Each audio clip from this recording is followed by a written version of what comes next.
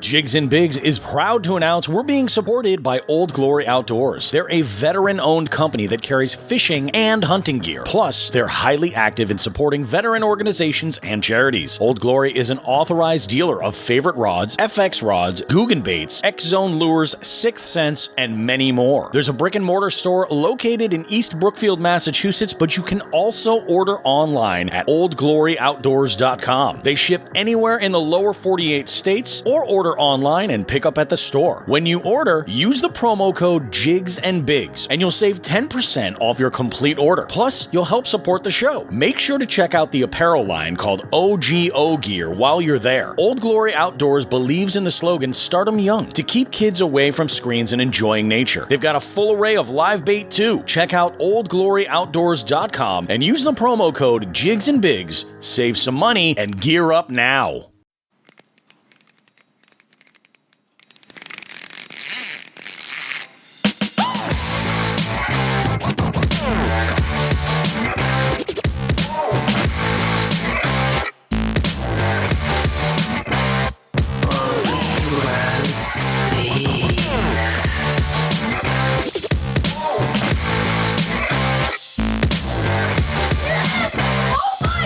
Hey everybody, how you doing? Jigs and Bigs here. It's Tuesday. It is time for our it's our weekly podcast right here. I got Sean the Fisherman in with me for this. We've got a good one for you today. We have actually a lot of stuff to talk about, Sean. A whole lot of stuff to talk about. In fact, we actually have so much stuff that we would love to talk about, but some of the stuff we actually can't talk about right now. So you're gonna have to wait for like another week or two before we can drop that info for you. But the holidays are here, and it's definitely a focal point for us with the show. Coming up later in the show, what we have for you is sort of a breakdown. Let me tell you a little bit of background information about how this came to be. I had a listener or a family member of a listener had reached out to the show and asked about gifts for loved ones. You know, the angler in your life. Like, what are some items that would make a good holiday gift, a good Christmas gift for the fisherman in your life?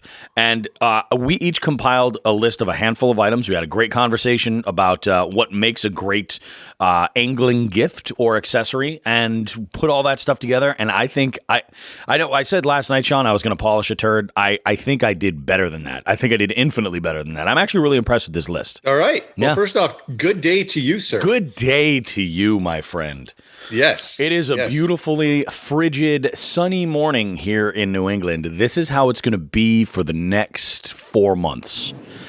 Yeah, and I don't know. I mean, I know I always position myself so the back window is the window is at my back, so you can see out in my backyard. There's about across the pond from me. There's about 20 feet of skim ice just sticking straight out. Oh wow, okay, all right. So it's getting colder here. Yeah, we're seeing that, and it doesn't matter to me because we talked about this possibly having to change my name over the past 2-3 weeks. Where I am no longer Sean the Fisherman. I am Sean, the college student, Sean the, house husband, Sean the retiree, everything but the fisherman. Everything but the fisherman. I have not been able to fish due to 1,000 different personal circumstances. So we're nothing bad. Just life is getting in the way of fishing. Oh yeah, of course.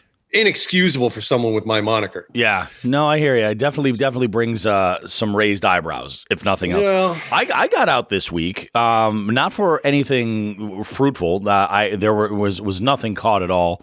I decided just for shits and giggles. I know, especially stalker trout, they're stupid, and I know that they will eat anything. So I took a little bit of time and kind of did some research looking for bass lures, traditionally bass lures that trout will hit with ease. So I could go through what I've got, on hand to go and catch some trout. I know they like the colder water, so we're going to go and play around with some of those. And, I looked at a few different presentations, and I went out yesterday. It took a couple hours. I had to run an errand for the wife. And I got out to a pond where I know that they stock rainbows. And there's actually a lot of multi-species in here. So right over in East Hampton. And I go over and I was fishing for a little bit, and I was working a finesse jig. I was working a small, like a modified Ned, like a TCR. I was working a drop shot, and the only thing I had any real any real, action with was when I was using that drop shot. I was actually using a 1/0 straight shanked offset worm hook as my hook, and I was using a Z-Man fluke, so that Elastec, super buoyant plastic on this fluke, and it was great because it would float up like at just the right angle, the way I had it tied on, and the action was amazing. And I got a couple. I'm thinking these are like some bluegill or something, taking little pecks at the tail. Nothing was going to take this sucker, and I messed up. And remember yesterday, I think you and I were messaging back and forth, Sean, and I said I as I was leaving the water, I think I figured out where I messed up. Yes, I have a small jerkbait I should have thrown instead. Instead of switching over to the finesse jig and that Ned, I should have thrown this small jerkbait. I've got this little, like a 3-inch Strike Pro jerkbait, and I've only used it a couple of times. I can't really even throw it on my bait casting gear. It's all got to get thrown on my spinning stuff. It's so light, and I should have thrown that. I'll bet you I would have hooked up if I would have switched over to that. Yeah, I've had a lot of luck with jerkbaits for stock, stock trout ponds with stock trout in them over the years. It's bycatch. I mean, if I'm out there fishing for bass, so maybe I'll catch one or two bass and luck into a trout. Occasionally on a lipless crankbait too. Yeah. Don't whack those. You're right. They're dumb. They've been living in a canal basically for their entire lives, being fed pellets, and then they got into the wild and they're like, hey, look at that. I'm going to eat it. Hey, look at that. Yeah. Oh, look at that. That looks tasty. And they just knock the shit out of anything. So yeah, I just feel like that would have been the move. I should have tied that on, but who knows? It might be March when I can have this conversation in my head again, depending on the ice situation. Might be March till the next time I can fish with the way school's going. Yeah. So that's rough, man. Yeah, well, when I retired from the military, I had 2/3 of my college or my master's degree done. Yep. And if I didn't get back on it at some point, it would have worn on me. It's already wearing on me in a different way, but it would have worn on me and mentally eroded me that I was that close, whether I use it or not. To complete it, Yes. Yeah. It would have. I get it. I started it. I had to finish it. So, So from now until March, my life sucks. But, come March, it's a whole new ball game. End of March. So what are you going to do? Yeah, all you can do is just keep hustling on. And the sooner you crank it out, then it's behind you. Yes, that's what's nice. It's just time consuming and so much writing, much research and writing. It just, yeah. I don't think there's a single master's program student out there that's not done with writing. Cousin John just started his, and he's in the same boat. So yeah. Speaking of him, I do want to I already sent a big thank you to everyone involved. But the past couple of weeks, the guys that helped me out, the correspondents for the fishing report, have absolutely saved my ass, because I can go in there and write about theory or this or that, but they're out there. Still, a lot of guys are out there still fishing. Oh yeah. The December Chronic Trips is going on. So like Nelson's been out there, whenever he can. Tim Jacks has been out there. Yeah. Tim actually is not in the tournament. This December one. And he's probably kicking himself based on that. If anybody read the fishing report last week, you saw the size of that brown trout he caught. Holy monster. Crap. Well, we had a conversation. I actually saw him Friday night while I was hosting my trivia night.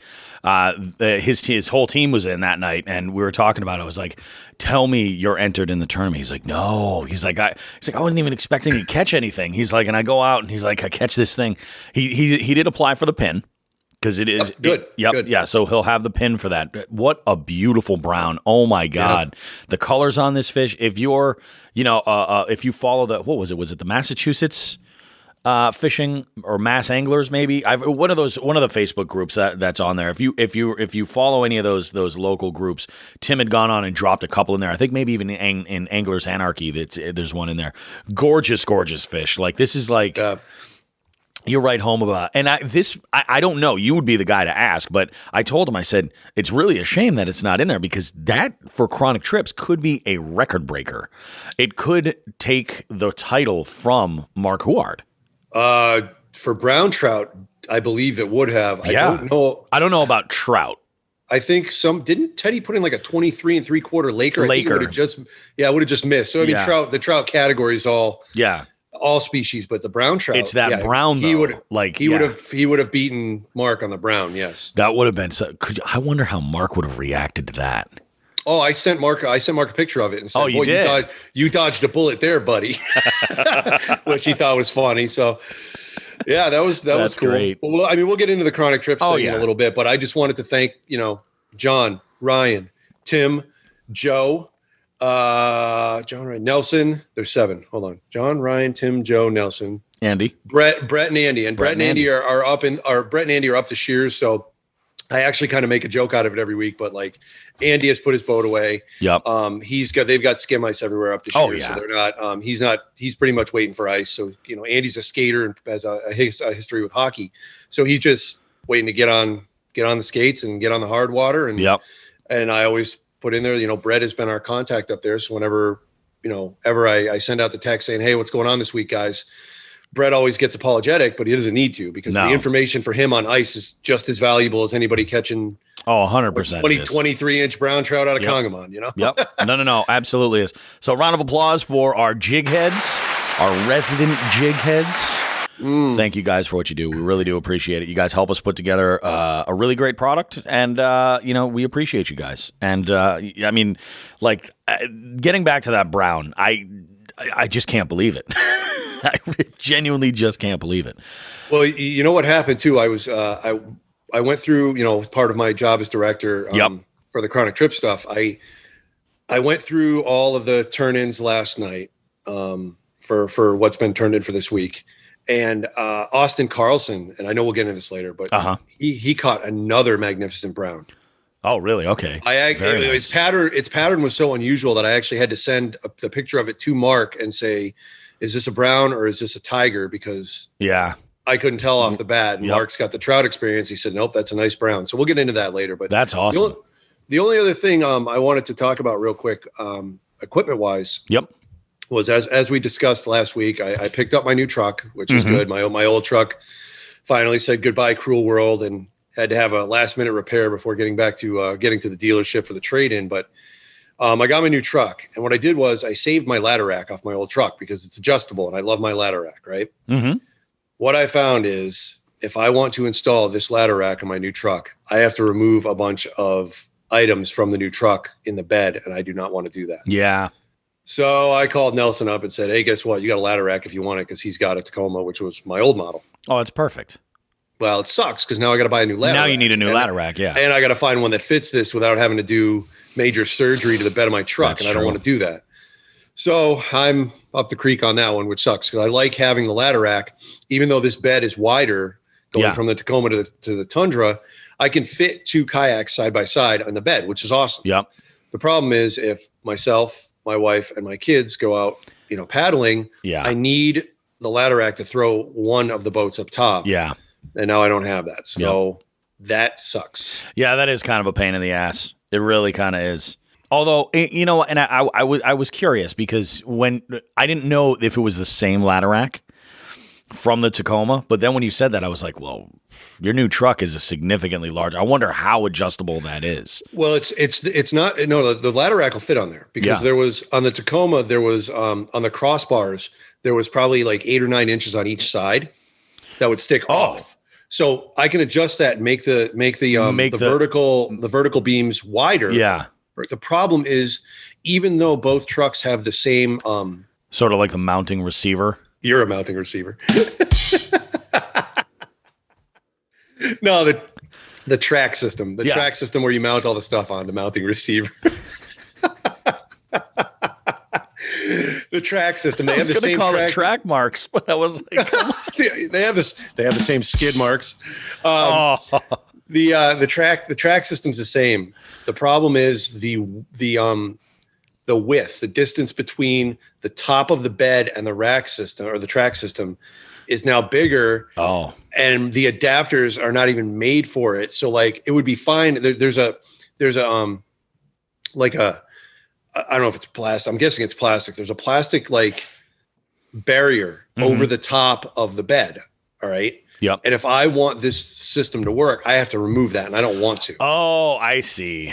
Like the inside of the bed has a spray liner. It's sprayed on. It's good, but the top part has this plastic. I don't know case, not even a casing. Like I don't know what even to call it. I'm sure are you talking like a tonneau cover? No, just on the bed itself. You're talking about just on the sides of the bed? Yeah, it's about this wide. It's about 3 or 4 inches wide. So it's like, it runs like a panel almost? Yeah, some sort of protective panel, but that underneath it, I am positive that shit is not sprayed, and I don't want to expose that to the elements. Yeah, you do that, and then you're going to open yourself up to a lot of issues. Yeah, I don't want the top of the bed to rust out and shit. Yep. So I'm going to leave that on there to avoid scratches, anything like that, and I have to figure out what model will work for my truck. Yep. And I got to hope it's adjustable, because if you change trucks. Yeah, and the new the current ladder rack I have is a Thule model, Thule. I know people say Thule. It's a Thule apparently. It is Thule. Yeah, Thule. So a fool. I used to say that for years and years and years, and then I started shopping for a kayak rack. Yeah. So the that one I like. I mean, even their new model. I have an older model. Yep. And crazy Sean the Fisherman story. If you want to hear, did I ever tell you how I got that? No. Oh God, I'm not going to say the town. But I went on Craigslist. It was Palmer. Close. I was just a guess, but it was close. Let me think, 1 or 2 towns away from it, whatever. So I go on Craigslist and I find this ladder rack, right? And it says pick up at home, and I hate that.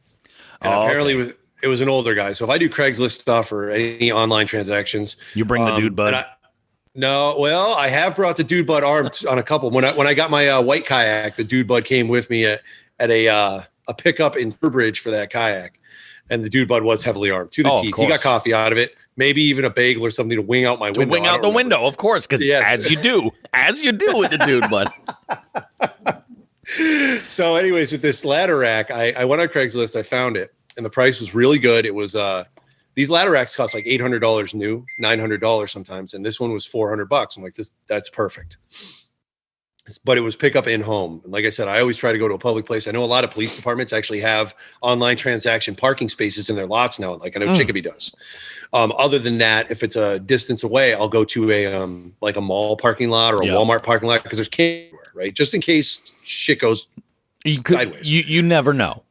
Yeah. You never know. So so this guy said, got to pick it up at my house. And I'm like, so I go to this suburban neighborhood, but it was kind of borderline rural. There were woods. Okay. And this guy had a bunch of redneck stuff going on, which I'm not saying negatively. Just, believe it or not. Yeah. You can say redneck as a positive. I'm not going to what was going on. But then he says, okay, so the ladder rack is located in the crawl space underneath my house. And he goes, and he opens the door, flips the light on, and says, was he wearing a leather apron? Yeah, I know. I know. My God, you're painting quite the scene, my friend. Dude, I was scared shitless. So I'm like, I kept one hand in my pocket on my knife. Right? So this is before I started carrying some other things with me. And I'm like, yeah, I'll go first. And I'm waiting for someone to either jump out from or this guy to like try to level me with a lead pipe or something. Right? Yeah. No, I went in there, got the stuff out. He was an older guy, but I didn't trust him and bought the thing and went on my way. And I was like, that was the fucking creepiest thing I've ever done. It was just very, very bizarre. So I got the ladder rack and just yet another Sean the Fisherman story. It's fantastic. That story, as you were building up, I'm like, so how's this going to go? Are we talking about like a Texas Chainsaw Massacre thing? Is this like a Breaking Bad meth lab sort of thing? It was out of control. Is it a Betty Crocker kind of night? I don't know. I don't know. Yeah, is it going to end up with a George Takei bathhouse kind of thing? We don't know. Ooh. Oh my! Your Takei is much better than mine. I take pride in my Takei. There you go. There you go. Goodness, no, that's a good one. So and it's funny. A lot of our listeners can probably relate to this kind of thing, because how often is it that you'll go on Facebook Marketplace or Craigslist or something, and I do this every once in a while. I love buying like lots of fishing gear. Not meaning like I'll go and I'll buy like a lot of fishing gear all at one time. I mean, I love that too. But what I mean is if somebody's got a bunch of stuff and they're just selling it all in one big chunk, I oftentimes will go and take a look for it and then pick through it and see what's decent and then move the other stuff along. And and there's even organizations too. If there's stuff that if you're ever doing this stuff, or you find, if you come into through one method or another, you come into a bunch of stuff. There's even organizations where like you can donate rods and reels that you're not going to use that will go to good use to either teach kids or take vets out to fish or something along those lines. So there are organizations out there for this kind of stuff, but what I'll often do is do this, and you're right, like going over to somebody's, basically their space, whatever it might be, is not always the wisest decision, And I've oftentimes brought other people with me just to have somebody nearby. Or, I've used mall parking lots all the time, or like, hey, I'll meet you at this Dunkin' Donuts at this place or whatever, Sketchy enough stuff happens at the Cumbies or the Dunkins in Massachusetts on a regular basis anyway. But I don't know, for some reason, I feel a little bit safer about it. So it's like, I think if you're in that position, yeah, absolutely. Don't go crawling into somebody's crawl space meth lab, without some kind of a plan. I mean, it wasn't like super bad crawl space, like where I had to get down on my hands and knees. But I mean, with my height, I definitely was stooped over. I was confined. I mean, it was more like a basement, but it was creepy. It was really creepy. Yep. So I had to call my wife beforehand. I'm like, I'm at the address. If you don't hear from me in 20 minutes, call the cops. Like, seriously, because that's awful. If you hear banjos echoing across the valley, call the cops. And I have I actually, and you and I have talked, like, you may be looking at a pickup truck in the future for your business, and doing this and doing that.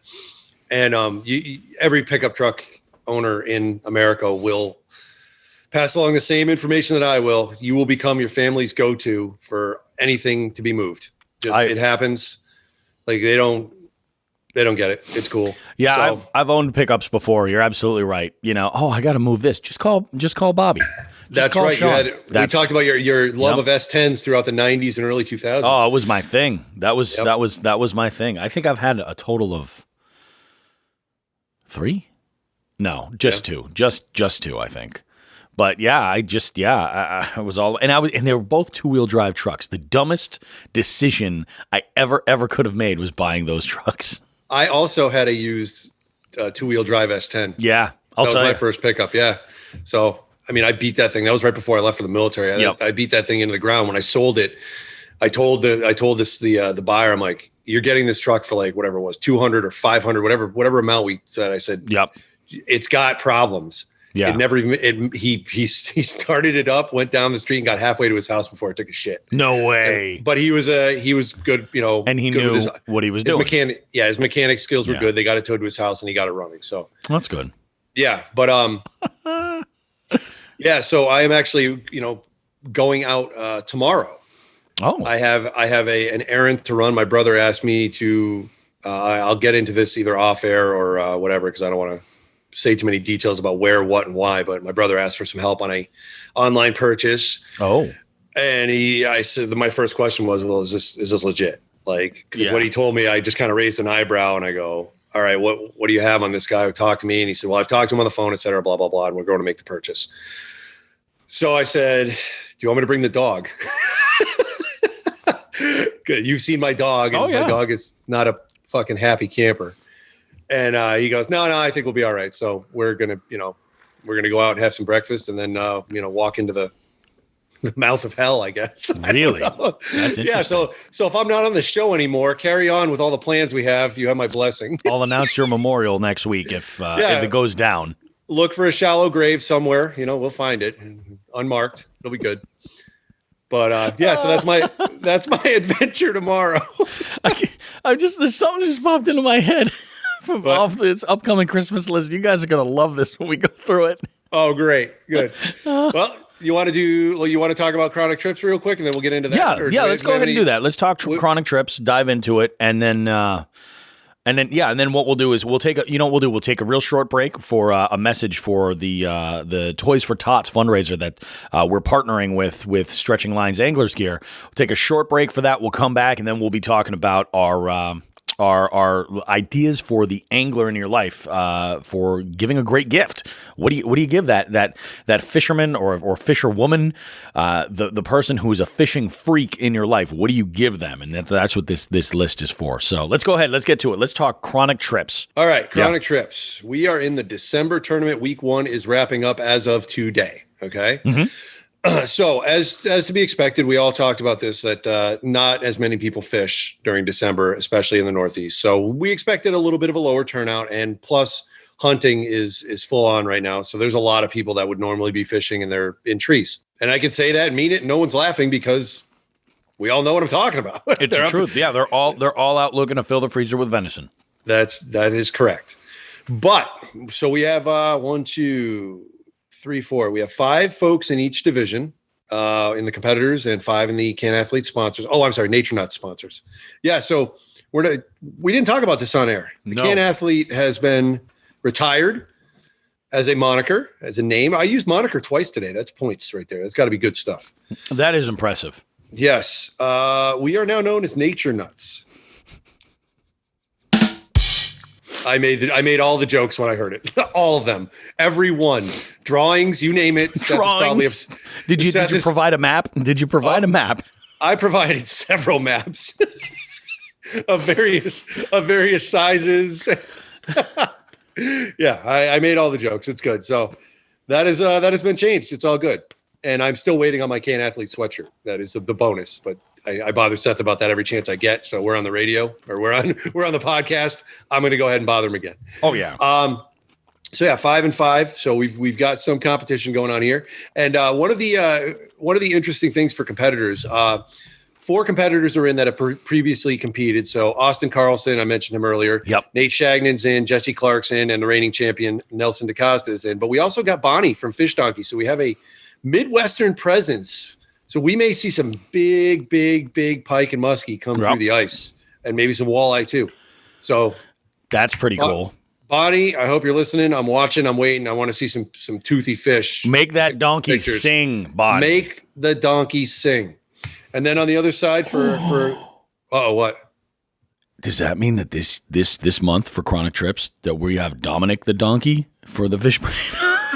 Hey, I don't know. I could ask Bonnie to do that, I guess. Yeah. And what's funny, how long has that song been around? Oh, okay. So as a lifelong Italian American, I can say that I only remember that song from about the last 25 years. 25, huh? Yeah, so that's since we got out of high school. Yeah, I would say like right around then. I think that song has kind of become a thing. But to speak to like all of the rest of my family, that apparently was something I missed from my childhood. Like, and I don't know if that's something they're inventing, which is possible. Let's be honest. So the Dominic the Donkey thing, with me having the same last name as said donkey. Yes. Sean Dominic the Donkey. Yeah. Oh God, did that just hit you? It did just hit me. Holy crap. So I think around 2006 or 7, my supervisor in the military, which was a friend of the family, said something to me about it. And I go, what the fuck are you talking about? He goes, the Christmas song. Because he called me a donkey or something. I'm like, why'd you call me a donkey? Why not like a jackass or a shithead or something? Something, yeah. A donkey. And he goes, the Christmas song, like I'm an idiot. And I go, I don't know what the fuck you're talking about. And he brought it up and he goes, here you go. And I'm listening to it like, when did this happen? So that was like 2007, 6, 7, or 8. So okay. No, 2006, 7, or 8, somewhere around there. Yeah. 2000. Yeah. In that time frame, somewhere between there. And I was like, I have never heard this. I don't know where the fuck it came from. I'm like, all right, whatever. What are you going to do? Yeah. What can you do? My God. Yeah, I never heard it before, so I just kind of ignored it. It wasn't a Christmas song that was part of my childhood, so I just don't care. Whatever. It's like, it's a perfect, like you could say, you would say like that's an ideal like wrestling name, Sean Dominic the Donkey, or an even better name for an adult film sensation. In Mexico, maybe. In Mexico, that's what I'm saying. Oh my God. What? I know you're a big Kevin Smith fan of the Buick universe. Yes. Are you married to Kinky Kelly? Oh, wait a minute. I missed that one. Which movie did I not see? Kinky Kelly. Clerks 2. I never saw it. Oh, wait. I saw it like once or twice and decided that ship had sailed. Oh, it did. I didn't get. It's get just for numerous, nostalgia. Yeah, I didn't get numerous watches. On Kinky Kelly. I'll have to rewatch that. Yeah, and then I'll ask. And then I'll ask her, and then I'll get slapped. That's good stuff. It's making the world to go round. All right, noted. That is just. There's too much wordplay in your family. So, just on a side note, the wife is walking by me with a look on her face that I think we're both in trouble. I think so. Yeah. Never. I'm sorry. Did I say think? She's laughing. Okay. Call All right. the police. So that Chronic Trips recap went off the rails. It did. It definitely did. Well, that got weird. Yeah. Let's back up. All right. Let's reel things in a little bit. You know what you need? We need the because this happens all the time where we have to take a step back or back up, as I like saying. You need to get the noise of a school bus backing up. And beep, beep. Yeah, yes. That's a good one. That's a real good one. We need that because we seem to do that a lot here, particularly me, but whatever. We get off track. So anyways, we got 5 in each division. And saying that, before I get into who's put in what fish, anybody, particularly I'm talking to you folks out in the Midwest and the South, if you want to jump in on this, it's $25. Nobody's caught a bass yet.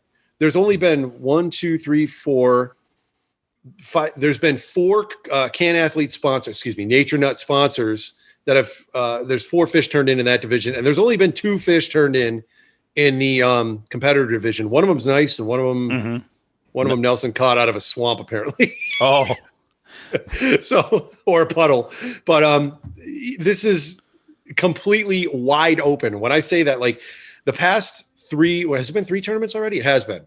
So the past 3 tournaments. Like usually that first week, we've seen 1 or 2 categories shut down. Like I know, didn't I turn in like a 21.5 inch bass or something a couple tournaments ago in the first week? And that was it. That was curtains on that tournament. And then and then it was people scavenging for points after that. Yep. Fighting for second. Like this is so wide open. You anybody from the South or Midwest, for especially the upper Midwest, you guys have ice right now. If you're able to pull in pike, there you go. There's points. And then you could fill your NE5 with big pike. If you're in the South, the bass category, nobody's even turned one in yet. No one's turned in a pike yet. Yep. Like this tournament is wide open, and you can jump in at any point between now and New Year's Eve. Yeah. So if you're out there ice fishing and you want a chance at winning something, why not? Yeah, give it a shot. I mean, there was, and I know you and I have talked about this before. We have a number of friends of the show that are located around the Gulf. We're talking like New Orleans, all the way around into that end of Florida. Like, if you fish those waters and you've got better than better conditions than we have right now, the ball is in your court. You guys really should jump on and do this. There is. I know there's a lot of people out there that are just like they're not necessarily into competitive fishing, but this is a blast. And I mean, you don't have to read too far into it. Like Chronic Trips, it's a lot of. This is based in fun. It's not super serious. It's not like loads of money on the line or anything like this. But it's a great way to kind of like take things up. And the beauty of it is because it is so multi-species friendly that so you catch like a giant drum or redfish, like they will place on the board, and you'll be able to collect points for that. Even if nothing else. That NE5 is your world to have fun with. Oh, yeah. That's where a drum or a redfish will pop right in. Those things are huge. Yep. They're monsters, bro. So you can't catch a pike. You don't have a pike in Louisiana or Mississippi. You got drum or redfish. Guess what? The playing field is level. Yep. And so you can catch, the other thing too is now you can catch like speckled trout. And I'm talking to you, Megan. I'm talking to you. Yeah, I know. I'm talking to you, Megan. You catch specks, and they'll place on the trout line, and you're gonna run away with that sucker. I'll even make a change to that and throw that in because speckled trout are generally around the same size as any freshwater trout, to my understanding. Mm-hmm. As long as that is the case, I'll do a little bit of research and I'll even modify that. If that's the selling point to get largemouth sass involved. Yeah. I got to do what I got to do. She was catching some some bass over the weekend, and I sent her a message. I was like, I went out today for 2 hours in 36-degree weather. I was like, I cannot feel my hands, and I'm like, I got one bite, probably from a panfish on the tail of this fluke, and you would have thought I won the goddamn lottery. I'm like, that's how slow it is up here. I was like, you really got to enjoy that, and I think like her, Charlie, our new resident biologist, Dan, over in Florida. Like, where's Dan? Come on, Dan, get involved in this. Jump on in this and win some prizes, man. Have some fun. And actually, you know what Florida's got too that Dan could be tapping into is pickerel. They have chain pickerel. Florida does have pickerel. Actually, I think he just put a picture up with a pickerel. Come on, Dan. I think in the last day or two. I think I just saw something on Instagram. I hope this doesn't alienate our friends and acquaintances by shaming them on air that they're not involved in this tournament. Well, I call this listener engagement. That's okay, good. As long as there's chalk it up. As long as there's a PC term for it, I'm on board. Yeah, that's so. All let's run through this real quick. So we have our two divisions. All right, right now we'll start with the Nature Nuts and the sponsors. All right, so Brock is currently in the lead with the only pickerel in the category was 17.5 incher. Make a note on that. I'm going to come back to pickerel in a second. 2 entries in trout. You'll never believe it. Mark Huard has entered a brown trout. Knock me over. I think he's getting a little more crafty now because the thing's left eye was not blackened. So I'm guessing he punched it in the right eye, and that's the side you lay on the board. So we can't see that he's, beat the trout.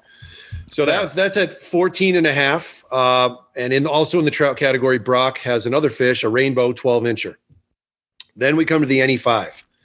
Brock has the largest fish for the Nature Nut sponsors of the week so far. I put an asterisk there. So far, okay. Somebody could turn one in today, and it would count. That's true. With a 19.25 inch pickerel. Nice pickerel, Brock. Nice job.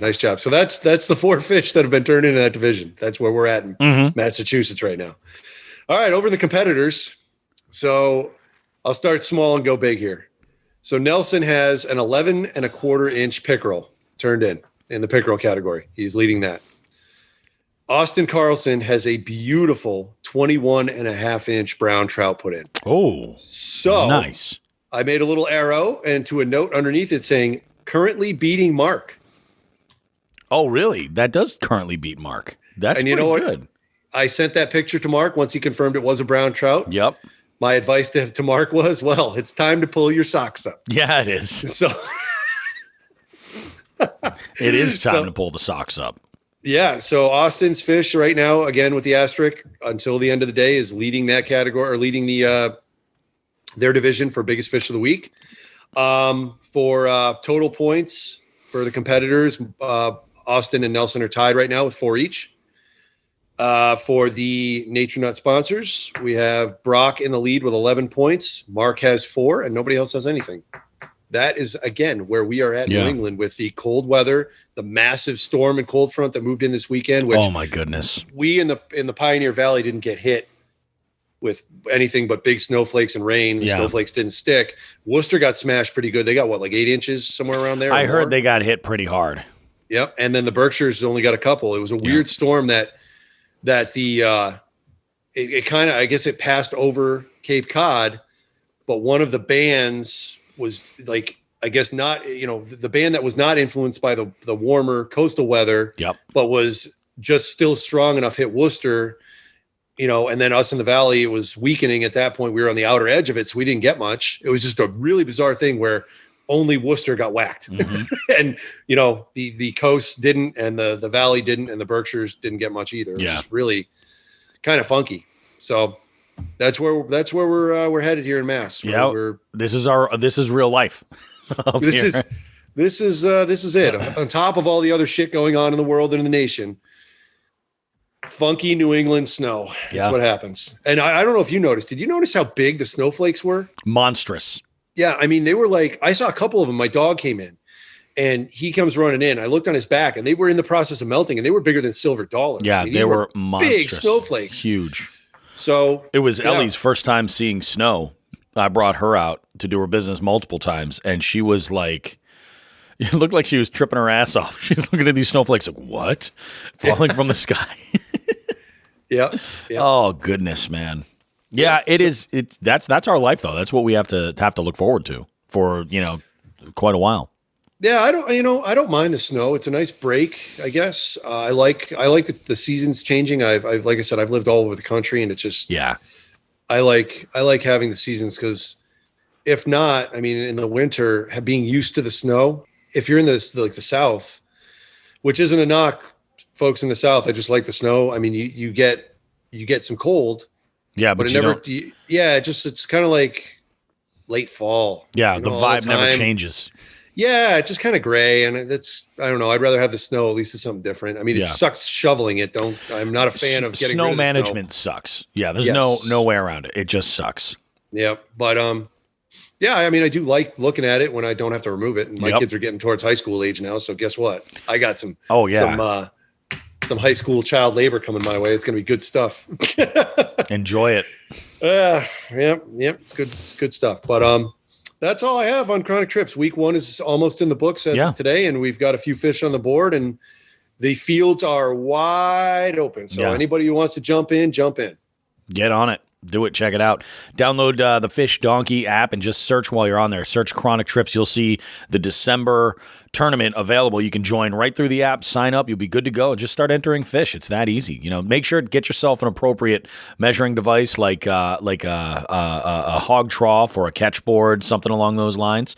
And just, as you're going out to fish, just measure your fish and enter them. And, you win some great prizes, score some points. It's a whole lot of fun. So why don't we go ahead? We'll take a short break now, Sean. We'll do our little check-in with Damien from Stretching Lines, and we'll hear a little bit more about how you guys can help us raise some money for Toys for Tots this holiday season, and do some good for a kid who may need a little bit of a little helping hand. All right, so we're gonna go ahead and do that. We'll be back on the other side of this.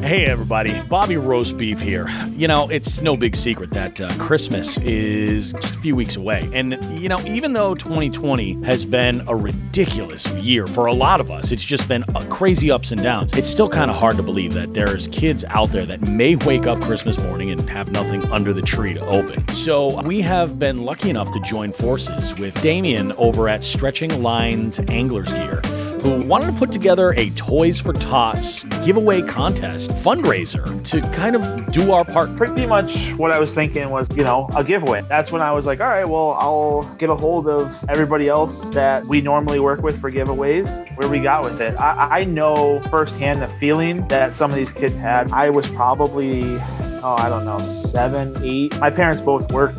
They worked a lot. They just made it ends meet. Tell me about how the giveaway and the contest works for everybody else. What does somebody have to do to enter? What I've come up with is your standard giveaway. So you got your like, your comment, your share that you do on your Instagram. You have to like every sponsors that we have. Yep, so follow every single one of the pages. Them. The other thing is your comment, you tag 3 people. The biggest thing that we're looking for is that you go to Toys for Tots, the website, and there's two different things you can do. First thing is you can go in, you can actually pick toys out. They have a donation thing where you can go in and you can buy whatever toys you want, or you can donate just money. Once you do that, you take a picture of the receipt and you send it Stretching Lines Anglers Gear on Instagram. The other thing that goes along with this is you have a chance to put your name in more than once. With every $10 you donate, your name gets added to the spin wheel one more time. That's the plus side to this. The more money you donate, the more chances you have to win. The more chances you have to win. So that's important, folks. Now, we're going to go ahead and do something a little extra to help out if anybody's looking to make donations. We're actually going to put a Toys for Tots logo on the Jigs and Bigs website. You can go right over there and click there to make a donation. We're going to use the link that Damien provided right there. So all you got to do after you do all this, if you go to jigsandbigs.com, you can go right on the website, click on that, and then you'll have basically a donate button right there. there. You can go ahead and set that up, and then just make sure to DM your confirmation email to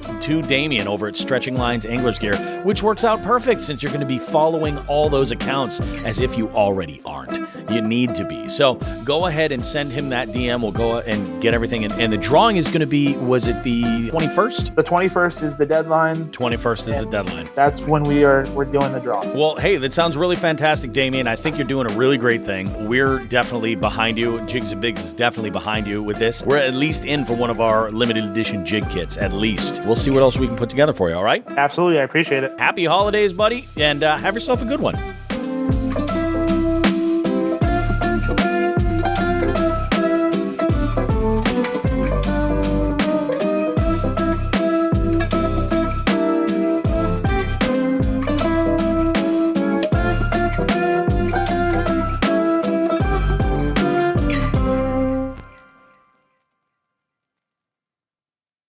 Alrighty, guys, here we are, Jigs and Bigs, back from that short break. And so we have, in the meat of this interview right here, we have something, well, this is kind of a no-brainer. It really, and I'm lucky that the opportunity to answer such a question via a DM on Instagram came across, and I was able to help somebody out. But it also got me thinking, like, as a podcast, you know, our audience is obviously a bunch of people that have a significant passion in their life for fishing. And what better place to sort of make some gift suggestions if you have loved ones in your life that are saying, hey, what could I get you to fish with? These are some great ideas that we want to throw out and share, that are products that we either use or have researched enough to the point that we want to be using, so that, you know, we could suggest to pretty much any kind of an angler who could get some use out of this.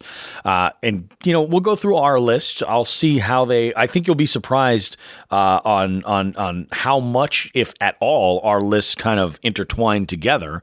But there's definitely items on here that any angler can use and would love to help make their time out in the elements a little bit better and a little bit more, a little bit easier to prepare for, I guess, if you will. So let's go ahead and get to it. Sean, would you like to, how do you want to do this? Do you want to... I think we should go ahead and throw the bus beepers on again. Beep, beep. And let's tell everybody how this really came about with the conversations we had.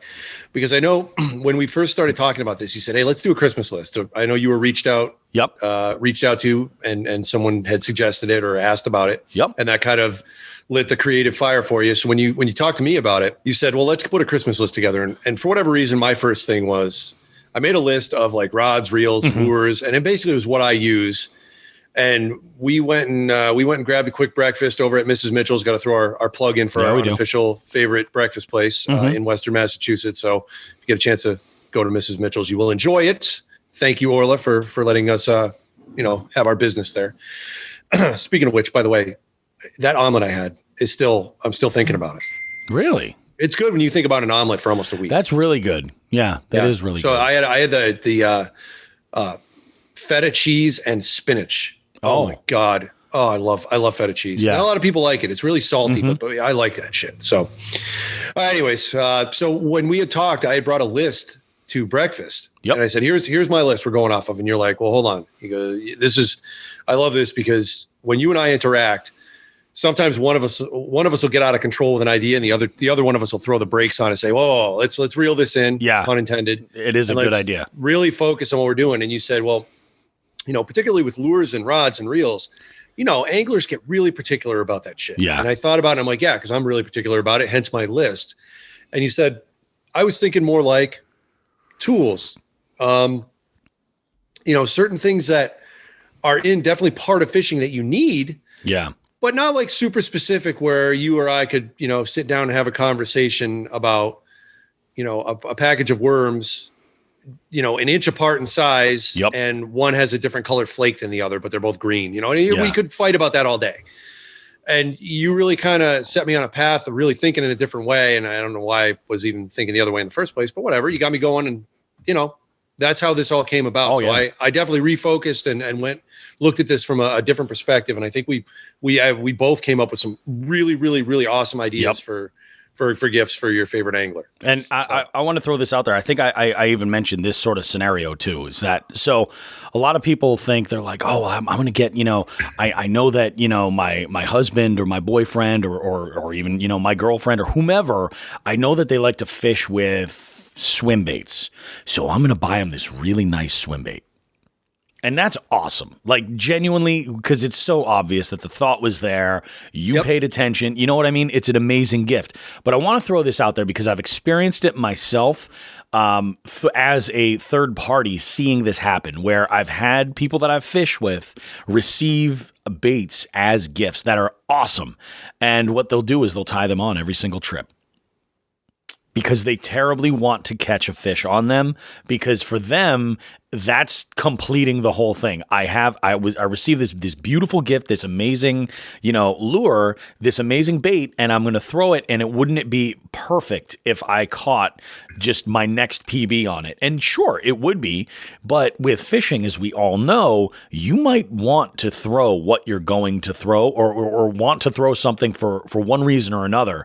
It showed up in a subscription box or whatever, but you also have to be realistic that, like, putting that kind of pressure on yourself to catch something on a lure you've never used before and have no confidence in is not necessarily going to, it could be months before you finally hook up with a fish on that lure. So instead of doing baits, because that is a personal relationship between the fisherman and the gift giver and their baits, like what they're choosing to use, best bet is like accessories and things that can make the experience enrich an already amazing experience. They're going to buy worms. They're going to buy soft plastics. They're going to buy crankbaits. They're going to buy all this stuff on their own anyway. Let them handle that stuff. And then this way, these other things, you can make their trip that much better. So how do you want to go through these lists though, Sean? Do you think we should go, you go through yours, or should we go an item to an item? Why don't we go an item to an item? I know. Okay. I know I have a few more. Yeah, you have a few more, and I broke down mine into 2 categories. Okay, perfect. So, technically 3 categories, because a couple items I have kind of cross over into both worlds. But if you got more, why don't you go first, and we'll just go back and forth. Go for it. Yeah. So I'm actually going to stop at the. No. I'm gonna start right at the top. The first thing that came to my mind last night. So the first thing that came to mind was a Leatherman. A Leatherman is so unbelievably handy to have because it folds up really compact. It clips on any pocket. It's great because, to me, I carry my Leatherman every single day. I always have it. It's a second pair of pliers if I ever need them. I've had situations before where I had a fish where I had to remove a hook and my pliers were, clipped to my bag, which is maybe, around the corner from where I happen to catch this fish. I can just reach in my pocket, grab my Leatherman real quick and utilize those pliers right there. The one that I put on this list is what they call the Wingman multi-tool with spring action pliers and scissors. Mine doesn't have the scissors, but the scissors are definitely one of those things that's very, very handy to have. You'll see scissors make another appearance on this list, but with those, what's great is that, yeah, sure, you get pliers, you'll get, flathead, a Phillips head screwdriver, you'll get a little file so that you can, sharpen it. You can even sharpen a hook if you needed to, or clear some rust. You have a knife blade, which will come in very handy. The scissors are great if you need to clip line. So just having these on your person, if you let's say you're out, fishing and you drop something in the water, you've got basically a backup right there in your pocket. Or if you're fishing, like last minute, you're just going to grab a rod and fish like the spillway near your house. You don't want to carry all this other stuff. You've got this multi-tool on you. So it's very, very, very handy. And, Leatherman is just my father grew up with a Leatherman, and I bought a Leatherman when I think I was the first Leatherman I ever bought. I think I was in high school, and I was like, yeah, this is the bomb. But there's amazing brands out there. Like Gerber makes some great products, but I just stick to Leatherman just because it's simple, it's easy, and it's quality. Yeah, I'm going to agree with you 100% on that. To add a little more, Go for it. I have a Leatherman in my boat, and it's always there. And what I tend to use mine for, because I have some specialized tools for other things, which I'll get into on my list. Yep. My Leatherman is it's a fail safe. So if something goes overboard, I can use the Leatherman for what I need to. But particularly what I use it for is the pliers and wrench function. So if I need to really do some real maintenance, if I have to get in, if I have to unscrew like the bolt that goes over a baitcaster reel handle. That my Leatherman's my go-to because I don't carry that little tiny wrench with me because I think I've lost numerous ones of them and there's no point. So I just keep a Leatherman. I use it for any of my electronics. If I need to, you've got your pliers. If you in a pinch, pun intended, if you have to crimp something, you've got pliers right there. Particularly terminal ends, because I've had times where a terminal end has come off. Not so much anymore, which I'll get to in a minute. Again, I really, made this list based half on what I do in the kayak and half for fishing. But a Leatherman or any of its ilk, again, to your preference. For a while, I was using Gerbers. Because their handles are a little more rounded, so I wasn't cutting the shit out of my hands like I was with some of the older Leathermans. But I have a Leatherman now, and it's working fine. I'm sure if that thing goes into the drink, I'll figure out one or the other to buy. But a multi-tool is definitely a great idea. Yeah. Yep. Sweet. So you go ahead. What do you have at the top of your list?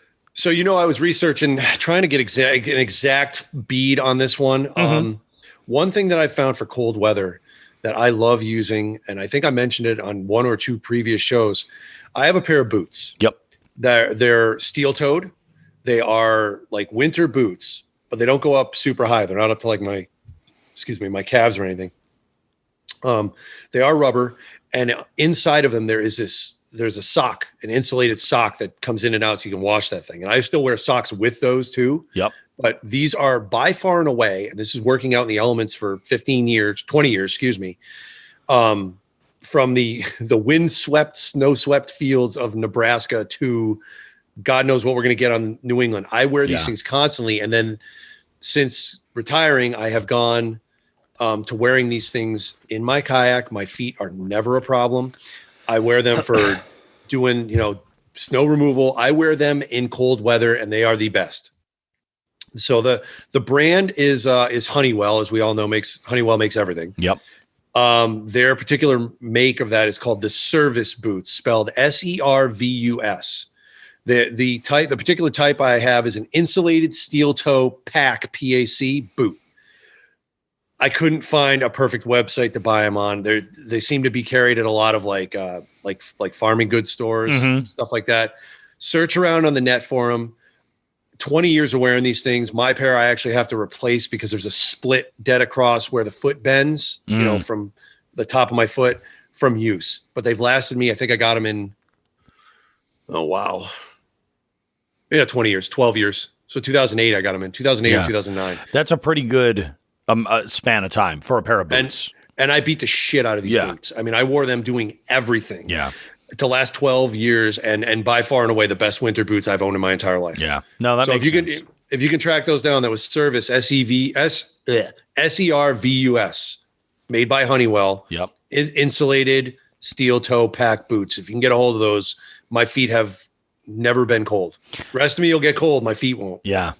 Well, and that's a lot of it too. If you can keep your feet warm, especially when you're on, like if you're talking like ice fishing, the ground is so cold. What you're standing on is so cold, and if you can insulate from that, you lose so much of your body heat off the soles of your feet and the top of your head, and it's super, super critical. So yeah, that definitely comes into play. And those, I've been looking at those boots myself. They're actually, there's a large selection of within that Servus line. So yeah, I think having the steel toe is definitely huge, because how many times you've been walking along and like kicked a huge rock or something like that? Like that's going to help you, enjoy your time out there. So that's huge. And particularly sitting in a kayak, if you're not moving around, like you're at least in ice fishing, you're moving around. Yep. You're getting the blood flowing. You're not doing that in a kayak. And if you're sitting out there for 4, 5, 6 hours in the cold, they're wonderful. Like I cannot praise these things enough. So no, that's awesome. All. There's my number one. Let's move on. My next one that I have here is an item that I bought a couple years ago, and it was a generic. It was like just a random something I happened to see, like suggested that I might like it from what I was buying on Amazon. It's a line clipper on a retractor is what it is. And this one that I had found right here, it's a pretty good setup. It's from Booms Fishing. It's the FC2 Fishing Knot Tools Fishing Line Clipper with Retractor. So that retractor is like a retractable cord that's connected to the clipper. You can clip that on pretty much anything. Throw it on your bag handle, throw it in, I've put it on a pocket. I actually now I like to get a lanyard and then clip this right on there, wear it around my neck, and then I clip my scissors also to that same retractable that retractor, so everything's all just right there. And why this is so nice is that this is the way I look at it. You're out there fishing, and you got to tie something on, and you're tying yourself a knot, and let's be honest here, maybe you dropped your clipper or your scissors or you left your something. What are you going to do to cut that line? A lot of anglers are going to go and use their teeth. That's not a good idea. Yeah. That's great. That was me hitting my teeth with a pen. My teeth, my chompers. My teeths. That's not a good idea because that will destroy your teeth over time. What you want to do to avoid paying all those dental bills is invest less than $5 for one of these clippers, and you always have them on hand. They look almost like a nail clipper, but they're much more minimalist.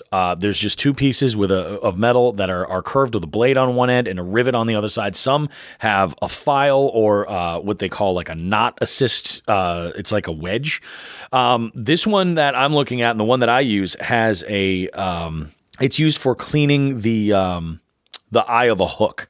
So if you have like a jig head that's painted and you have a little bit of paint residue in there and it's kind of like sharp, got a sharp edge around there, you can take this little needle point, pop it right through that eye of the hook, clean all that out, smooth it all out, and then you don't have to worry about possibly, your line getting snipped or something like that, or if you're even able to thread the line through the eye of the hook. So it's got that on it as well. Just super, super useful. I think this is this is a prime item for like $8.99. It's a great, great item to have. Every single angler, regardless of whether you're a fly fisherman, whether you're out fishing for bass, freshwater, saltwater, everybody can clip their line with something like this. It's just really, really handy to have. There's a million different kinds out there, but it just definitely helps. And honestly, there are even multi-packs you can get with this, and I would suggest a multi-pack is a great idea. Leave one in the glove box of your truck. Leave one in your tackle box. They're going to get used. Yes, and now. I got a question on that one. Is that the one that has like when you said that jig head paint remover? Mm-hmm. Is that an actual like needle looking thing, or is that like a little protrusion on the device, kind of like a and this is going to be Dan in Florida is going to jump for joy when I say this, like a reptile's egg tooth. You know what a reptile's egg tooth is? No. Okay, so reptiles, to get out of their eggs, they have this little protrusion that sticks out. And I don't know if it goes away or becomes part of their jaw or whatever. Regular tooth. But it's like a little pointy tooth they have that punctures their egg. Huh. So I would say it works kind of like that. So on the back end of this clipper, it looks like you have this rivet that holds the two pieces of metal together and the blades on the other side to cut your line. On this end where that rivet is, generally what there is it's cut like a half moon, and inside there is a needle there. So you can take that eye of that hook and put it inside that little half moon and use that needle to clear it out. It comes in really, really handy. So it sort of is like that reptile egg tooth in a way, the way that it works. I know there's some devices that are actually made just for that, and it looks like nail clippers, but it's like an egg tooth, and you just put the jig head in one side and you pop the egg tooth down through it. It's pretty simple, like V-shaped. Yeah, super, super easy. And cool. That's the thing. This is one of these things that'll keep it right on there. In fact, that little tool I've had, when you buy jigs, you're buying a painted jig head. Like, it's very possible that there's going to be a little bit of paint that gets dried and seals up over that eye that you're not going to be able. I have tried to use everything on my Leatherman to clear it. It just doesn't work. The blade, the tip of the blade, it's too wide to get all the way through to really clear it, let alone the fact that trying to do that with a big blade is dangerous. With, using this, it's just real quick and easy. You just pop that needle right through, move it around to kind of smooth out the edges, and you're good to go. It'll do exactly what you need. Nice. Yeah, that's a good one. Yeah. What do you got next for us, Sean? All right, so next up, and I'm just going to go right down my list. There's all sorts of shit. I have two different categories for kayak specific and non. So this one's a kayak specific one. The Yak Attack Roto Grip paddle holders. Oh yeah. All right, I have two of them. You've seen the way I use them on my kayak. Yep. I mean, I don't just use them for paddles. I have one on each side of my honestly, right in front of me. On the top of the hull, on the tracks. One of them I use almost specifically for my net.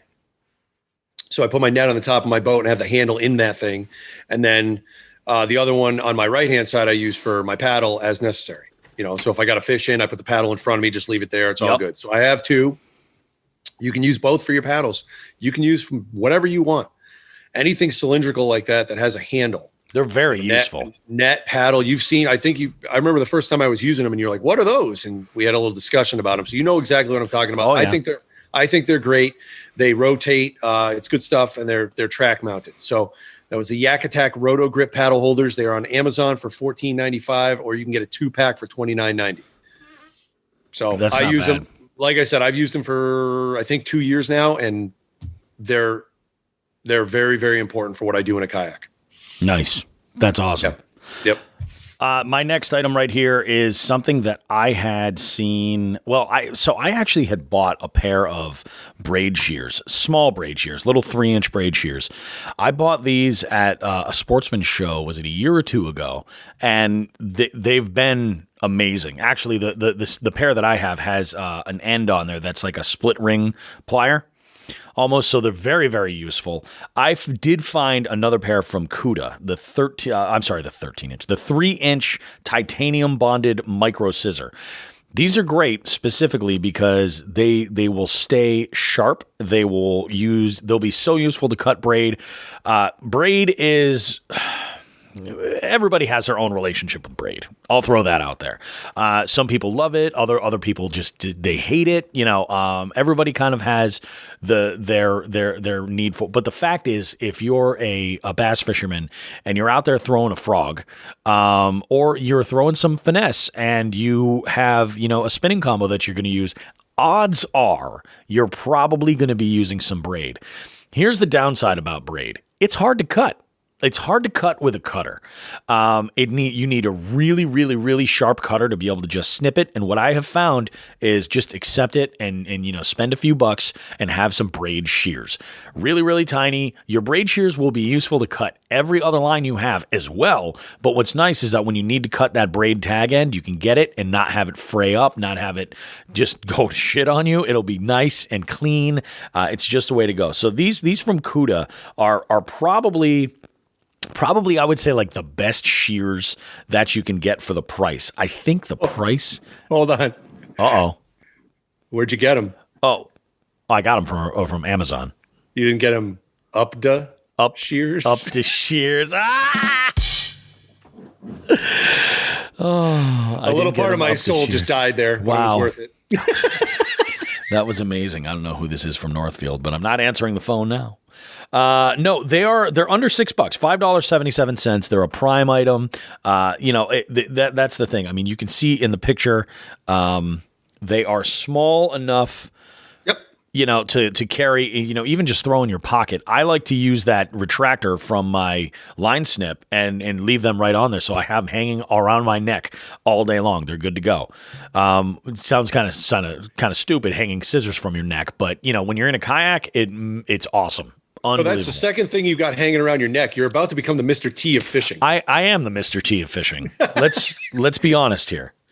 I am the Mr. T of fishing. So yeah, that's my next item. I think that those are an absolute home run. Like, you can't go wrong. Any angler is going to be able to put those to good use. And having multiple pairs of these is, if you think that they might already have one, trust me, having another pair is not a bad thing. You're always forgetting stuff. You're always going to lose stuff too. It's how it is. Yep. I'm gonna play off that theme. I don't really need to have a response on that because I have a similar item that I threw on there, and because you already mentioned the Leatherman, and I have mentioned that I keep one in my boat. So this is item 2 that I keep in my boat, and I'm going to come around at the end of this because my last item is what I hold all these tools in my boat. Yes, and you know what I'm talking about. We'll get to that at the end, but so this in the same vein. I put down the Strike King KVD Precision Split Ring Multi-Tool. I have those. Yeah, you can find those at Walmart. They're $8. Yep. I want to say Walmart sells them with and without a case. Does that sound right to you? Yeah, they do. There's 2 different packages. Yeah, so whatever you want a case, great. A little leather, whatever, belt holder or something. You want to, look like you're 70 years old and go ahead and throw that on your belt with your cell phone and get yourself a carabiner, put your keys on it like you're a janitor. It's all good. It's all good. But yeah, I use that for cutting my braid, and I also use that for split ring removal and hooks. And it's, you know, particularly this year with pickerel apocalypse happening a number of occasions, I had a lot of freaking treble hooks to change out. Oh, I believe it. So I was using that tool regularly as a split ring remover, and I love that thing to death for that. So that's, again, tool number 2 that I keep on me that goes into something else, which we'll get to. So same thing as you're saying. It's just a matter of personal preference. Yeah. I like that one. You like that one. I think we're both good. And, you know, these are just ideas. So, you know, and it's really funny. You make that point about, you know, personal preference. It's funny. I have those pliers. I have multiple sets of pliers. I have a set of Rapala pliers that I use that I basically keep in the kayak with me. I have one set of reaction pliers, which those are probably becoming my favorites. They're lighter and the grip is fantastic, but I keep that on my smaller pack for bank fishing. And then I have the KVD ones that I have. It's funny. I have the KVD ones, and then I have another set that is a dedicated split ring that I keep in my big Plano backpack. And that's just, you know, again, like you're gonna misplace things. You know, it's gonna happen. So it's nice to be able to say, hey, I know I've got a backup in such and such a bag. Let me grab it from the truck. Are you ready for this one? Hit me with some funny shit. Okay. This one's really handy, and I specifically know that there are at least a couple listeners who will really enjoy this. There's one main reason why it's on this list, okay? These are Dude Wipes flushable wipes. But the reason why these are specifically on my list is because these are individually wrapped for travel. So when you're out in the woods, you're on the water, and nature calls, don't use your socks. Don't have to, you know, ditch a layer of a t-shirt because you have to sacrifice that to the poop gods and leave it in the woods. Don't do that. Go in there ready to go. But instead of bringing along like a roll of toilet paper or some wipes, you know, in a big bulky package that takes up that much room in your pack, just get a handful, a few of these little Dude Wipes that are individually wrapped. Take your trash out with you. They are septic safe and biodegradable, so, you know, you leave those there. But the wrappers and things, dispose of that stuff properly. But these come in really, really handy when nature calls. You know, the fact that they're individually wrapped gives you it gives you a little bit of luxury because you don't have to carry something huge around in your bag and give up that amount of real estate to something you may or may not necessarily need on any given trip. You know, so true. Dude Wipes, individually wrapped butt wipes. A lot to unpack right here. There really is. So I cannot agree with you more. You need to bring that shit in the woods in case you have to shit in the woods. Yeah. Right? You have to. Like it happens. I think I've only had to once, but I had wipes on me of a similar kind. Again, preference, do what you got to do. As long as you got a plastic bag or something to clean up after yourself, you know, that's good. Now, when you initially brought this up, I owe you, I owe Nelson, and I owe our listening public a huge apology. When we interviewed Nelson, we failed to bring up a Nelson story. We did. Oh my God. I don't know why I didn't think of this. Oh my God. All right. As we know, Nelson hunts, right? Yes, he does. And I don't think I've ever told you this story. So this is a reaction video for me as much as it is for everyone else listening. Okay. Nelson calls me one day returning from hunting, and he is out of breath. And I'm like, what the hell's going on? He was laughing so hard. Oh, all right. So okay. What happened? He goes, I had to leave my spot. I go, why is that? He goes, I was up in a tree. I hear something crashing through the woods. He goes, we're out in the middle of nowhere. I go, yeah. He goes, some guy's hiking or something. He just comes walking through and he goes, well, there goes my day, because now this guy's just hiked where I'm hunting. Yeah. And he goes, I let out a low whistle. He didn't hear me. And he goes, that guy's looking around. He pulls his pants down, thinks he's alone, takes a dump. And Nelson's just sitting there like frozen, like, oh, well, now I can't yell now because the guy's going to really freak out, right? Yeah. He's taking a shit. That's not the unusual part. Nelson goes, when he's done, he stands up and he's looking around with his pants still down. And he goes up to a birch sapling and starts rubbing his ass up and down a birch tree. And then he went to the next one when that one was soiled. So Nelson goes, I am watching this in absolute shock and horror that this man is wiping his ass with 2 birch trees. And I apologize. We didn't bring this up. We had him on. My God. Oh my God. We actually tapped Nelson last second for that. And we didn't prepare properly. This is what we paid for it. So we get to talk about this now during Christmas. Buy wipes.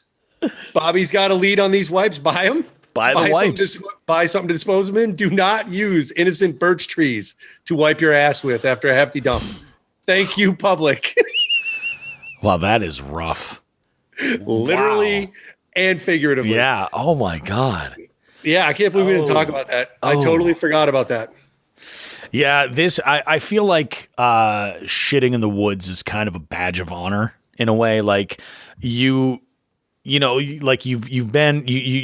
into, the outdoors, whatever your activity might be. But I feel like once you've joined the ranks of outdoor enthusiasts who have had to be one with nature so much in that way to, find some relief. I feel like you've kind of joined an elite circle, and it was only just this last year that I joined that elite circle. But I'll tell you what, it's stuff like this that makes it a much better situation versus having to, it's a good thing I'm wearing 2 t-shirts, or something like that. You know what I mean? Or it's a good thing there's some birch trees around. That's true. Some birch trees. God. How can that even be?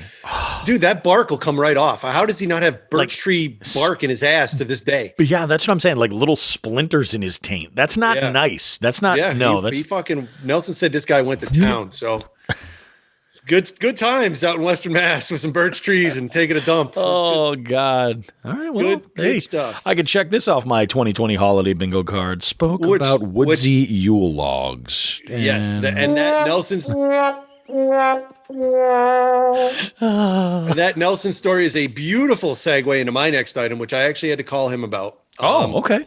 Yeah, little backstory. I ended up buying one of those, the wireless phone chargers you can get now, where it's a pad. Yes. And I believe the process is some sort of induction that you can charge your phone without a wire. You just put your phone on the pad. Yep.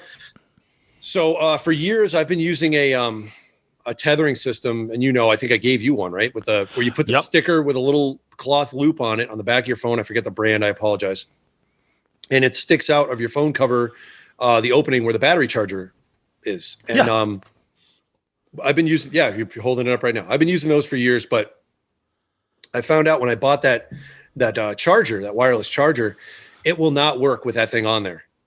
So I was at like Five Below or something the other day, and I saw a little $5 charger. I'm like, that's great. And it actually says in the instructions, if you have like a metal case or if there's any metal or anything in between, it will cause a problem. So I removed that. And Nelson had made mention last year about a similar system that he was using for his phone.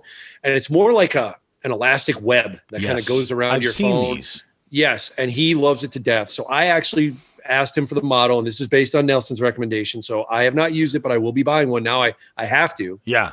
Because I can't use that old system anymore because I like this wireless charging thing. So it's made by Rogue Fishing Company, and it's called the Protector Phone Tether. It's on Amazon for $15. Yep. It comes with the tether, a little carabiner, and then it has the elastic webby thing. And you can obviously switch out the tether if you don't like it. I have not tried it yet. I cannot speak from experience, but I can tell you in a kayak, it's a necessity. Yeah. You have to have one of those things. Now, the ones we have the little wrist tether. Yep. But I always find myself like there's a danger zone I have of I have to unhook the tether from the S-Beaner I have on my kayak. Yep. Wrap it around my wrist and then take the picture. So I have that little bit of a danger zone of where I'm trying to get it onto my wrist and it might not be on there and I could throw it in the water. It could happen. Yep. So this seems, well, I don't know how it is. We're going to try it out, but Nelson highly advocates it, and I'm going to be buying one to check it out. So, and I want to throw this out there too. Like this summer, I got a little bit of an education when it comes to cell phones and water. Yes. When I rolled my kayak, I had my phone in my pocket. It was in the pocket of my shorts, and I had rolled this kayak over. It got soaked, and this was an older iPhone. This is an iPhone 7, and it's waterproof up to a certain point for a certain amount of time, and it came back no problem. It was absolutely fine. I've upgraded since to an iPhone 11, and actually its waterproof rating is even better. But here's the thing, guys: these things sink. So even if they're, protected, and from the water from getting wet themselves, you want to make sure that you can access them. So, a tether becomes a lifesaver as far as being able to get that back. Because if you drop a phone in 10 feet of water, you can try, but you're probably not going to find it. especially muddy water. That's what I'm saying. And dropping that far down, the weight of some of these phones, it's going to get buried in whatever muck is there. Good luck.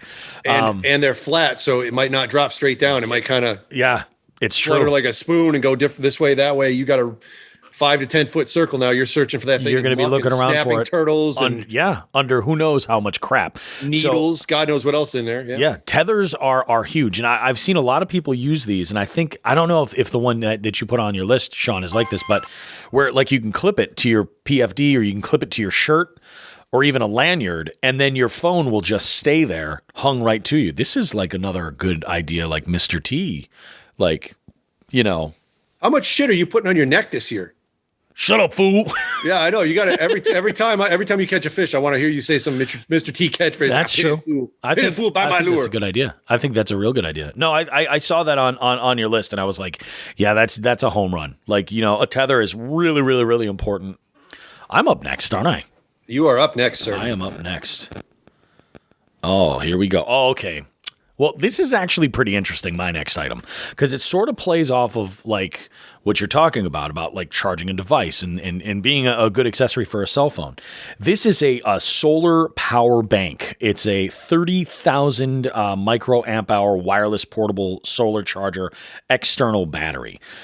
This is a really cool little device to have. It's completely waterproof, dustproof. It works with all types of devices. It basically is a USB power bank with a solar panel on it so that you can charge it. The reason why I chose this one, and it's got a little bit of a heftier price tag. It's $46. But what's nice about this is that it will, with a rating this high, you can charge your cell phone 7, 8, 9 times if you needed to. Odds are you're probably not going to, but the reason why I bring it up is that if you have to charge a camera battery, if you have to charge, your phone, if you have to charge, something else where you need, some other type of juice. I don't know. Maybe you have an iPad. Maybe you have multiple devices that you're taking out with you.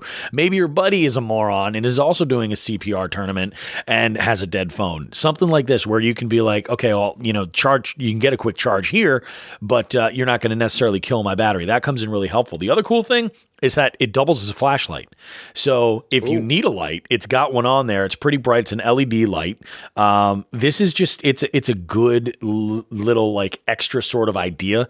And what's nice is that, especially if you're, after you've used it, you want to charge it back up. You obviously can just leave it out in the sun, but it's got a clip on there where you can clip it right in your pack. And as you're walking back out or, whatever you're doing, even if you're fishing from the bank, you can plug in and leave this thing on there and then charge solar that way. Now, I've heard some of these remote, these external batteries don't actually charge the devices very much, but what they'll do is they'll keep the battery level up to where it's operable. So if you're using your phone or something, sure, it might not necessarily keep the charge going, but if you connect to it for a short period of time or like while you're sleeping or something like that, and you go to sleep at whatever time, you might wake up and that charge will not have dropped anyway. So it's just one of those things. You can be more prepared with more power to, all these devices that everybody's using, especially if you're doing like a CPR tournament where you need catch, photo, release. It's a good idea to have. In fact, you could plug in your wireless charger and plug that into this battery and then charge wirelessly if you wanted. You know? Now, what was the price on that? $45. Oh, that's not bad at all. Yeah, it's not that bad. I mean, they have been kind of crazy. I looked into this one. It was actually the highest rated with over 1,600 reviews. It's got 5 stars, but it's pretty solid. Waterproof, dustproof, shockproof. compatible with both iOS and Android devices. It's just like you can't go wrong. It's a great idea. And 30,000 mAh is a sizable amount of juice. I think there's actually even another add-on that is an additional solar panel, so it can charge faster if needed. Oh, wow. Kind of cool. So yeah, I think that's just a great sort of tech piece that your the angler in your life would 100% be into. So that's definitely something I'll be looking into. I've had a couple instances this past year where, for whatever reason, I charge my phone on the way to the lake, and then it's like an hour into the tournament, I look and I'm at 75 or 80%. I'm like, what the hell happened? It's just, stupid background apps or something I forgot to close. But if that happens, covered. That's definitely a good thing. So I have been looking at those, but again, like I mentioned, the price for the past few years on them has been so out of control. But $45, that's not bad. Awesome. Yeah, no, that's great. And I think that the tech is starting to, you're starting to see that point where there's new stuff that's coming out. It's just driving the price down of some of the other items that are there. Yep. I think that's a no-brainer. And a light. I mean, anytime you can have a light source with you, that's never a bad thing. No, that's good. Yeah, just in case, again, if your cell phone's dead, you got that. Cool. No, I'll be looking into that. And we'll take a break here because we're almost halfway through, I think, or near the halfway point. I think what we'll do is, and if you're okay with this, I'm sure you will be. I'll go ahead and send me the links to these, and I'll put up a blog post. Yep. With all of our list on after this episode posts, so that way we don't post it up. We don't post it up, and people are like, "What the hell?" We're gonna do even better than that. We're gonna do it nude. Well, yes. No, okay. But in that post, I'm gonna give you links that people can buy these from right through Amazon. Yep. And we will get a commission off of what they buy and everything else they buy on Amazon for 24 hours. Oh, perfect. Good. Yeah. So this way it'll be a way to support the show. Oh, thanks, guys, supporting us. Yeah. Well, this is what we do. We tell you what to buy and you guys buy it. That's the end of it. All right. Well, you ready for my next one? Let's do it. Useful little item that I keep with me. I actually have 2 or 3 of them. I use them in my house. I use them in my boat. I use them wherever I need to. Mm-hmm. So remember I had made mention the last tournament I fished for MacBee. I had the backlash from hell that I ended up peeling out and wasted probably about 30 to 45 minutes just fixing the thing. Yep. Okay. So the backlash itself, once everything was done, I had to re-spool that line. What I ended up doing was, you know what? Throw the blinkers on. That one I went spool to spool. I use 20, but if I have a problem like that, I have in the past. So let me scratch that anecdote. Okay. I apologize. I went spool to spool off that one. I took my jig rod and used that line. What I have done in the past with problems, if I have time, I use a mini line spooler that clips right to my rod. Yes. And you've seen me do it a few times. Yep. So the brand that I found on Amazon, it was, and I'm going to spell this out. I don't know if it's a word or not, or just some sort of initialism. SAMSFX. So Sam's FX or SAMSFX. The mini line spooler. It's on Amazon. It's $8.99. So what you do is it's got different size holes on it that the main body splits in half, and you put it onto your rod. You then put the spool on with there's a shaft. The spool goes on. The shaft has 2 sets of threads on it, about 2 inches apart, and at the knob end of the shaft, there's a spring loaded cap. So once you get it on, if the spool for whatever reason does not line up with either of the 2 sets of threads on the shaft, you secure the shaft on the threads as far as it'll go, and then unscrew that little cap, and the spring puts pressure on the spool so that you have pressure. So it's not just free spinning and you're getting all sorts of shit going on with that and making more eagle's nests. Yep. They're cheap. I use them constantly. It's kind of a staple that I always have with me in case shit goes haywire and I have to put line on real quick, unless I'm doing something like I did at that tournament where I went spool to spool and just sacrificed a whole rod. If you don't want to sacrifice a whole combo, go ahead and use these. I've used them for years. It avoids, here's where this comes in big for spouses of anglers that are listening to this. This removes the spouse who is not the angler sitting on a couch holding a spool of line with a pencil through it. Yes. You've now removed that. So any self-serving spouses of anglers who are out there, go ahead and buy this appearingly selfless gift that now removes your job. that job has been outsourced. Yeah. So it's there. It's cheap. It fits in a stocking. The end. No, that's awesome. And one last time, shaft knob.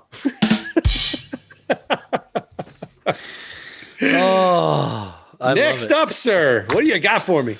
So for the next one that I've got, this I picked up one of these items sometime last year, and this is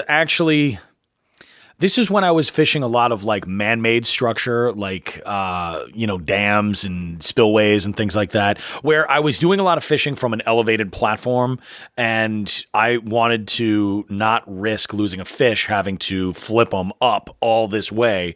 So what I did was I bought a folding net. A folding net is a great idea to have. I have dropped this coffee cup before in the drink, and I've also dropped. I've dropped crankbaits. I've dropped, you name it, and it's handy if you drop something in the water, you got to get it back. And then for the intended purpose is for netting a fish. It's really, really easy. But these folding nets have come a very, very, very long way. This one is from a company. I think it's called Plus Inno, and Plus Inno does a series of folding nets, and this one that they have, it sells for $18.99. It's a 16-inch hoop. It's a triangular shape. And basically, you pull on this one section of the handle, and it releases, so everything folds together. It's a telescopic handle. You can drop that down and then wrap the netting material around there. And I usually have like a Velcro strip that I use for cable ties or something, and I'll pop one of those on. Keeps everything nice and together. I can throw it in my big tackle bag. Nobody even knows I necessarily have it. And I actually use this net quite a bit because when it's open, it's like the perfect size for when I'm out on the kayak. It could be larger, the hoop could be a little bit larger, but like as far as being able to manage all of it, it's like the perfect size. So it's a great backup net or an oh shit net. Like, we're fishing and I caught this 3.5 pounder, but I'm on this concrete ledge 6 feet above the body of water. Let me just go ahead and try and utilize the net here so I can net the fish down low and then bring them up. So it's one of these things that will 100% be used by everybody. No matter what kind of fishing you do, it'll be super duper handy. Yeah, it sounds like a real all-purpose net. I like that. Yeah, and especially when it folds down. I'm all about being compact and saving room with shit. So that sounds like a really good item. I mean, the net I use. It's bigger. It's not telescopic. It's got a bigger hoop, but I mean that's just what I found for the kayak. Well, and then that's actually a really good point, because that net for you doesn't ever leave the kayak, right? Never. Yeah, no, it's got its place. Something like this is one of those things where you might want to carry it wherever you're fishing. I've been on I've been on Andy's boat, and I've been on Tim's boat, and I've had this net, not even thinking that, of course they have a net. They've got a boat ready to go. But it's just one of those things you just never think about. You're like, oh, of course I have a net. It's right here. Sometimes I'll just leave it in the truck. If I'm nearby, I'm like, yeah, I got a net. I'll go grab it. Leave that fish right there. That net sounds like the perfect one to be taking shore fishing with its portability and its collapsibility. Yep. That's awesome. So nice. Yeah, that's a good call. It's a good it's a good little add-on. What do you have next? Oh boy. So this one's item number 3, the final item that goes into my little kit, or my little stash in the boat of tools. Yep. Right. So this is an absolutely oddball item, and you might not find it under any fishing. You're not going to find any fishing stores. All right. Sideways nail clippers. I carry those things. I love them to death. Yeah. You seen it? All right. So instead of nail clippers that are, face on, where they're straight. Yep. So these, when you hold them, so they're sideways. The blades are sideways to the handle. Yeah. They're perpendicular to them. Okay. I love these things to death because I actually think that I can get a cleaner cut on most line at the tag. Because I cut my tag right down to the knot. I don't screw around. Yeah, you don't leave much. I don't leave anything. And these things are magnificent for it. They also help with knots on spools. So I use a lot of backing line. Yep. Part of dealing with backing line is having a knot. Yeah. There's nothing you can do about it. It's going to happen. These sideways nail clippers, for whatever reason, I get such clean cuts and such close cuts out of knots on the tags. I cannot explain it. It's magic. It's voodoo. I don't care. Gandalf made it. Whatever. They work. So here's where you gotta bite the bullet. The exact description on Amazon. Oh God. Sideways nail clippers, manicure, pedicure, beauty tools. Okay. They are $4.57 for a 2-pack. For a 2-pack, that's not. They are worth every penny. Yeah. Yeah. So they're on Amazon. I think you can find them at Walmart and Target. I think Walmart, not Target, one of the two. It's either Walmart, not Target, or vice versa. Yeah. But they are worth it. And the first pair I got, I think I found it I don't even know where I found it, but it had there's a flat end of the handle, and then the other handle is rounder. Mm-hmm. And that particular model or the brand on the round one, there was a rubber casing that went over it. And when those things finally rusted out, I was so sad. And I told my wife, I'm like, look, please buy me, find these things somewhere. Yeah. I love these things. She couldn't find the ones with the rubberized handle, but the ones she found, the rubberized handle could be pulled off and fit on. So I have my rubber handle. Oh, really? Okay. Yeah. So, nice. so now I have 3 or 4 spare pairs of these things. Yep. And I have one pair that I keep in my boat with the rubber handle because it helps in the water. Yeah. Everybody knows wet steel. It's not like, wet metal. It's not perfectly grippable. You're going to slip sometimes. Oh yeah. And especially with nail clippers where that pin is, sometimes the handle you're pushing down on to make the clip will slip. Yep. It'll turn sideways or some shit. Oh, absolutely. These, oh my God, I got that rubber handle. They are Really? They are my favorite. So basically it's almost like a weird combination of a nail clipper and a plier, but it's a nail clipper and it's just sideways. I love these things to death. I'm the only person I know who uses them, and they're cheap. Yeah. Oh, they That's all I sound can super tell- cheap. Yep. So that's tool number 3 that I keep in my boat constantly. That's a good handy one too. I'll have to remember that. Manicure, pedicure, beauty tool. Let me cross that off the list. You're up, sir. All right, so this next one is, how do I want to do this? Yeah, I think we're going to go this. So the next couple actually that I have are storage, and I'm actually going to go through 2 of these. How many more do you have, Sean? I have 4 more items. Oh, you have 4 more items? Okay, then we have. I added one that I forgot. I apologize. We're good then. So I'm not the next 2 that I'll be doing are storage based. The first one is this is a Flambeau box. It's the ultimate waterproof Tufftainer. Now this is I would compare it to a Plano 3600 size. It's a good sort of universal size. The reason why I put this on my list is that there isn't an angler out there who could not use more waterproof tackle storage. There's just not an angler out there who could use more of this at any given time. It's one. It could be argued that any of these tackle boxes, there is no amount that is too great because we can always organize our stuff to make it more streamlined, whatever that might be. But specifically with the reason why I bring up the waterproof ones, regardless of if you're a bank angler, a kayak angler, you're on a big boat, whatever the situation might be, even an ice angler, your stuff is going to come into contact with water. And what you're going to do is if you drop something, you don't want it to sink, especially give it the terminal tackle, something like that. By having a watertight container, this thing is going to be able to float. So if you dump it, it's one of these things where, or even if you just drop it and it's closed, it will float. So that's something to keep in mind.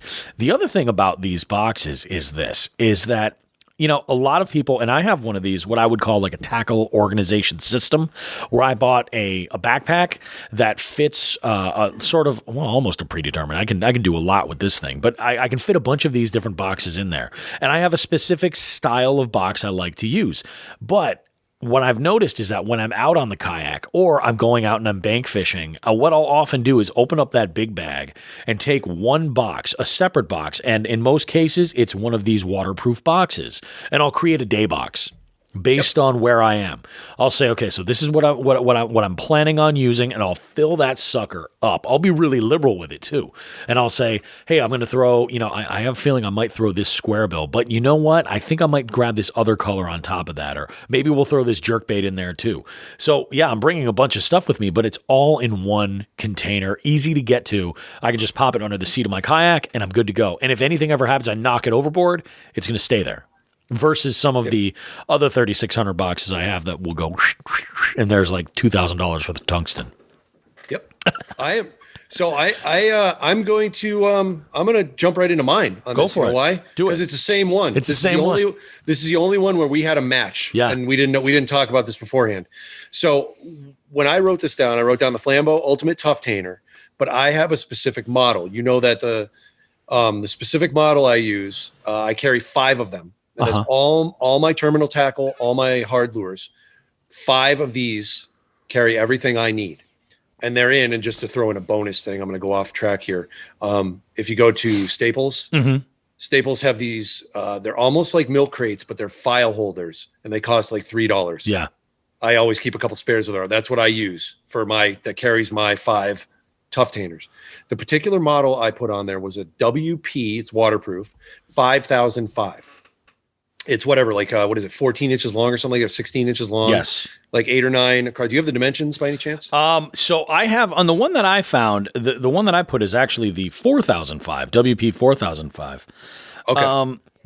So I go with the 5,000. Let's hold on that. I go with the 5,005 for a reason. I was hoping for the dimensions on the 5,005. If you want to look that up while I'm talking, I'll say why I use that.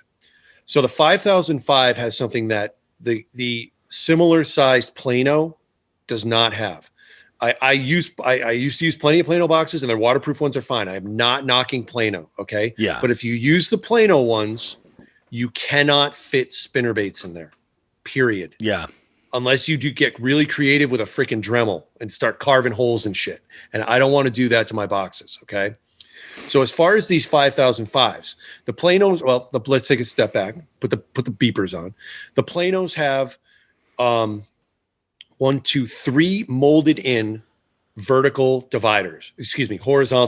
So when you open the box up, the whole length of these things is divided 3 ways, and there's 3 skinny compartments, which is absolutely phenomenal for crankbaits, jerk baits, chatterbaits, stuff like that. Stuff that, is not wide. You know what I mean? Yep.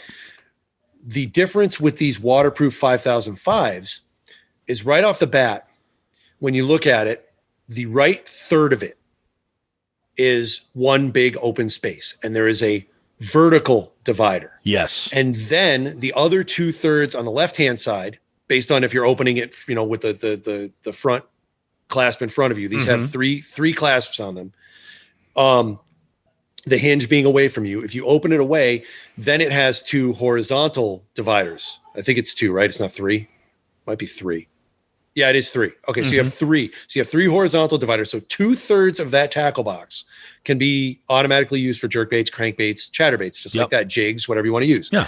And then on the other side, you have, or that other third, you have this giant wide open area, and there's 1, 2, 3 dividers you can put in there that will continue the same. I can't see. Yeah, exactly. So we'll put this on there. Yeah, it will continue those lines if you want. Now there is a vertical divider in there, so you can't break that. Yep. But you can continue those rows on, and then put in your other smaller dividers. What I use them for is I put 1 divider in the middle on that big open spot, and that is 2 perfect areas for spinner baits. Yes, that's what I do them in my boxes. I utilize that other side, and you just lay them off to the side. Yep. And I don't use a ton of spinner baits anymore, but I have 1 or 2 boxes devoted just to those openings. Same thing with buzz baits. Spinner baits, buzz baits. It's like you pop all that stuff in there. Yeah. Because other than that, if you're using the Plano ones, which again, they're fine for jerk baits, crankbaits, stuff like that. If you're using the Plano ones, you've got to get a spinner bait devoted box, which I hate doing. I haven't found that real perfect spinnerbait box for me that's waterproof, and I know they're out there, and I know it doesn't like Bass. Who's the coffin makers? Is it Bass Coffin or Bass Mafia makes Bass Mafia? Coffins? Yeah, Bass Mafia makes. I think they have one, but it's just not. It doesn't work with what I'm doing. Yeah, are they bad? No, but it doesn't personally work with what I'm doing. Yeah, these WP 5005s are perfect, and you can usually find them for under. I found them on Flambeau's website for $16. I know I found them at Walmart. And I found them on Amazon for under $10. Just keep an eye on sales. Yeah, exactly. I love these WP 5005s. It's the only tackle box I use at this point. Yeah, there's and I gotta tell you, the waterproof element of this is really what makes it. Yes, you know, and also the ability to customize what you're using. So if you're using it to store certain items, you know, it's kind of an ideal fit. But also if you're using it for like what we're talking about, like a day box, you know, where you're looking to kind of customize for whatever it is that you're throwing. This kind of gives you like all options, because like just in the same way that you're talking about, Sean. It's funny when I use mine, because the ones that I'm using, it's the same thing. It's on the right hand side. I can take out one of the vertical dividers that's in there, or on mine I like to open it wide up so it's just one big area, and I'll put my wire based baits like my spinners and buzz baits and things like that. But I'll also put like a spool of leader line in there. Yeah, there you go. And it'll work great, because it's just like and also actually in there I have a tube of Liquid Mayhem that I started throwing in there as well. It's just those little things, and you're like, you know, yeah, I'm going to need this. I've done it before I had my lanyard with all my ornaments that I bring out to the water. I would put my scissors in there as well, and just, you know, and go from there. There's no matter how you use it, an angler of any stripe at all is going to love one of these boxes, and you can't go wrong. I mean, you spend about between $10 and $20 depending on the size. Yeah, I swear to God, I found them a couple of years ago. I bought a ton of them. They were $5 a piece. I think it was at Walmart. That's a bargain. If you can track them down like that, or, you know, I don't know if Joe carries these, but you could always check OGO and use the code Jigs and Bigs at checkout and save yourself a bunch of money. So there you go. And call and ask if you don't see it on his website. Yeah, if you don't see it on the website, he could definitely track it down. Yeah, you know what? That might be a project for the winter. I might change out all my boxes. Son of a bitch, Sean. See what we're doing here? That's what we're doing. We're letting people know what we want. Yeah. Well, hey, I mean, we fish a lot. We do. Like I said, these Flambeau boxes. I mean, look, it takes as we know, even, you know, any hook's going to rust at some point. Yeah. It just happens. Yeah. I've had no problem with wiping rust out of these things. You know, it happens. Like I'll notice, like, especially like with some chatterbaits, they'll go in wet. I won't notice it. I won't think about it. Yep. Or sometimes I'll open it. It'll rain. I'll find some rust there after a year. They wipe right out. Yeah. I mean, I have absolutely nothing bad to say about these boxes. I've been using them for years. I will continue to use them. I hope they continue to make them, because that, again, for me, that one particular feature that I found sets having them that larger compartment, is that 1/3 of the box you can devote to spinner baits. Yeah. And when you don't carry a ton of them and you don't want to carry a whole box full. Yeah. It's a home run. I will say one thing that I have done to carry my spinner baits and my buzz baits has been children of the 90s. So you remember CD notebooks? Yep. You remember the ones that were like, there were only one disc, but maybe there was a pocket on either side, but it basically was like one square wallet. I have all my spinner baits and buzz baits. I pop right into those pockets and then zip it up and just leave it right in there. Keeps it nice and compact, and I don't have to have a huge like tackle box. Now, when we get to the point where I have a boat and I can stock that with a bunch of stuff, spinner baits and other wire baits will be in there, you know, in some type of waterproof box. But yeah, freaking dynamite, man. Cool. Well, the next one's yours, because I just agreed with you on that. So that was my turn. So I'm going to jump in here and do this. Now, I did choose one piece of apparel to direct people to, and it's something that I discovered just this year. It made a huge difference for me, and I really, really kind of appreciated it. But it's the actual item that I'm suggesting is just apparel in general. Apparel. You can buy apparel, of any kind for, any of the brands that the person that you're buying for uses and loves. They're going to appreciate it 100%. Absolutely. It gives them something to wear when they're out fishing, and, if they mess it up or whatever, it's not a huge deal. But one of the pieces of apparel specifically is protective apparel, where that's the intent. And I recently this year, I always kind of wrote it off, but the company Hook, I really like Hook's stuff. I really like their Icon X hoodie. I'm a big guy, and this is not the type of clothing that I would naturally lean toward wearing. I don't necessarily feel like that synthetic material complements my shape at all. But I'll tell you what, because of its SPF properties and its sun protection, and also the ability to cool you down, and the way it dries so fast as well is amazing. So I think the hoodie is really, really important when you're out there and the sun's overhead just beating the hell out of you. I oftentimes have thrown that hood over, and I have noticed a major difference. I mean, for being a guy, with no hair, I'm very sensitive to sunburning the top of my head tremendously. And while most times I am wearing a hat, you get those spots in those trucker hat patterns where you'll get that waffle sort of sunburn on there. Throwing that hood over there keeps your head, the back of your head, your neck completely covered, makes it for a much better sort of experience for everybody on the water.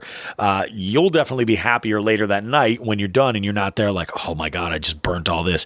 And you don't have to apply as much sunscreen so often trying to get coverage. You could just cover up, throw this layer on, and trust me, it's one of these things where there's a little bit of a breeze, it's going to cool you right down, and if it gets wet, it'll dry in almost, I don't want to say an instant, but it'll dry quickly. So definitely a huge one. So there's products that are out there. Everybody makes those. I happen to like the Hook Icon X. That's the line I like quite a bit. I know that, Columbia PFG, they have a line of stuff as well. There's a bunch of other really great stuff out there. But even if you're not necessarily buying for the protective nature of this clothing, fishing apparel is huge. You get people stuff that they can fish in. And one brand that maybe your loved one hasn't worn yet is Hookset Hoodlums. So go over to Hookset Hoodlums and order some amazing apparel there. From what I understand, they're about to actually drop some Christmas stuff that's gonna, and I've been told will, quote, melt faces. As long as they're double X. Hookset, Bill, I need some double X shit. I need some triples, baby. Right. They know what's up. So with your selection there, I wear a ton of those. Those what are they? They're not space age materials, but that shit that the sun, the UPF stuff. Yeah, right? yeah. So UPF, SPF, the SPF shirts. So with the hood. That is such an important feature. Huge. I know for you because, the top of your head. For me, it's my neck. Yeah, my neck too. My neck fries. Now, here's a pro tip, okay? As what you just said with, different sizes and stuff and bigger guys. What I've noticed with those shirts are, if you get a solid color, one of those shirts, it just, man, if you got baloney tits there, the world knows. So you got... As Frank Rizzo says, you got a pair of them sausage tits. Everybody's going to see them. Buy camo patterns. They make all those fishaflage and all the different kind of colors now. And I don't know if fishaflage is applied to hook, but you know what I'm saying? You can buy camo ones. Yeah. Everyone says, what are you trying to do? Hide from the fish? No, I'm trying to hide my baloney tits. Thank you very much. And you know what? They actually work really well. Yeah. They work really well. They do. They do. Breaks up sausage tits like you have no idea. Yeah. So, yeah, do that. Breaks up sausage tits. You got another one for me? I don't know. We could probably end on sausage tits. Yeah, I got a couple more. Okay. So this is my big ticket item. I've been using these for 2 years now. I just got another one for my son's boat, which I've been using because I didn't even have the time to upgrade his boat yet this year, and I had a gear problem that didn't allow that. So I'll be attacking that. It looks like next year, but so I told that story where I was getting out of my truck and unloading my truck at like 3:00 in the morning with Nelson one day. Yep. And I dropped one of those 12-volt batteries on my foot. Oh. I was not wearing steel toes and my foot blackened up. I couldn't run for a week. This is when I was in the military and I had to run. I had to go to the doctor. I'm like, I can't run for like a week or two. They're like, what'd you do? And I'm like, I dropped something on my foot. And they looked at me like I was an idiot. And then I took my sock off and they said, okay, you can't what do you need us to write? So since then I've always, those were big sealed lead acid batteries, those 12 volters, and they weigh 3 pounds or 2 pounds. And they have big sharp corners on them, which hit my foot from a 3-foot drop or whatever. Awesome. So I found that a company named Nocqua, Nocqua, makes a 10 amp hour, 12 volt battery that is literally the size of a pack of cigarettes. All right. It comes with a conversion kit so that if you have your fish finder hooked up for a 12 volt, and have the terminals, you can actually convert this yourself. It's very easy. A couple of quick clips and some crimping, and you're good to go.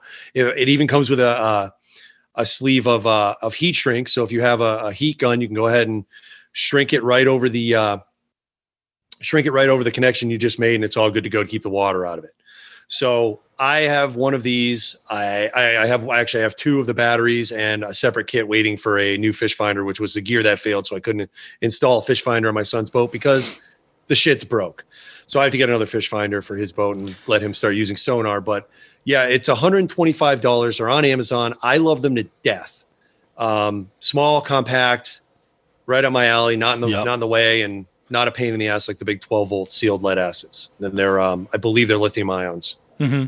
And it's amazing the technology they've had that's come along with batteries. Huge, absolutely huge. And those of us that fish kayaks know that if you're fishing in a kayak that doesn't have a molded-in battery compartment where the weight is designed to be distributed, and you're looking for a place to throw these batteries, like I keep both of mine and the one I'm hooked up to and a spare underneath my seat. Yeah. Now I'm going to lose the spare when the other kayak comes into play with having a fish finder, but for now it is perfect. They are light. I don't even think they weigh as much as a baseball. It's nuts. That's awesome. $125 worth every penny. Yeah, absolutely. Absolutely. And I think the life you get on those batteries, the turnaround is makes it worth it. Definitely worth it. I think without recharging, I've gone through mine on full screen settings and the full brightness, and I think it takes like a day and a half to 2 days of that long. Let me think of the hour. Yeah, it's like 10 hours. If I went 10 hours or 12 hours on one day, and I think the next day it would go a half day. It's usually like 5 to 6. 18 hours. Yeah, it's 18 hours. That's not bad. That's pretty good. It's phenomenal. Yeah. And the charger's just like a cell phone charger. It's great. Yep. I mean, it's not a USB. Don't get me wrong, but it's a small like cell phone charger. It's great. They have really changed. I mean, the way I load my boat, because now I don't have to put a giant 12-volt in that has one of those 5-pound sealed lead acid and then carry a spare if I need to. That's the kicker, is that's the spare. That's freaking nearly 10 pounds of weight. I don't have to carry my boat now. Yep. So yeah, I love them to death. 100%. That was my big ticket item. You're up.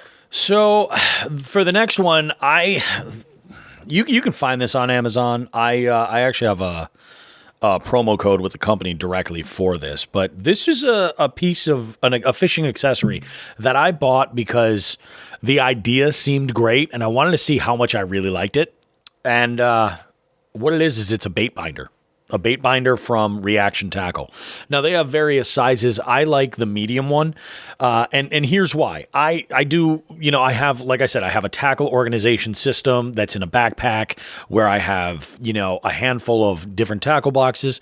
And I have this large bag of soft plastics that go in there. Now, you don't need to bring, every single soft plastic every single time. When I'm in the kayak, sometimes I'll bring that big bag with me, depending how long I'll be out and on the water and doing my thing. So I'll have it with me. But when I'm hitting the bank for a little while, what I like to do is leave that big tackle organization backpack in the truck, and then take this small sling bag, and I'll bring my day pack box, that little 3600 size box, put that in there with one of these bait binders. And what I'll do is I'll go through my soft plastics and decide, so what am I throwing? What do I think I'm going to need? And the only thing that I will say with this when I use it is I separate my Z-Man plastics. I don't put them in the bait binder, just as a precautionary measure.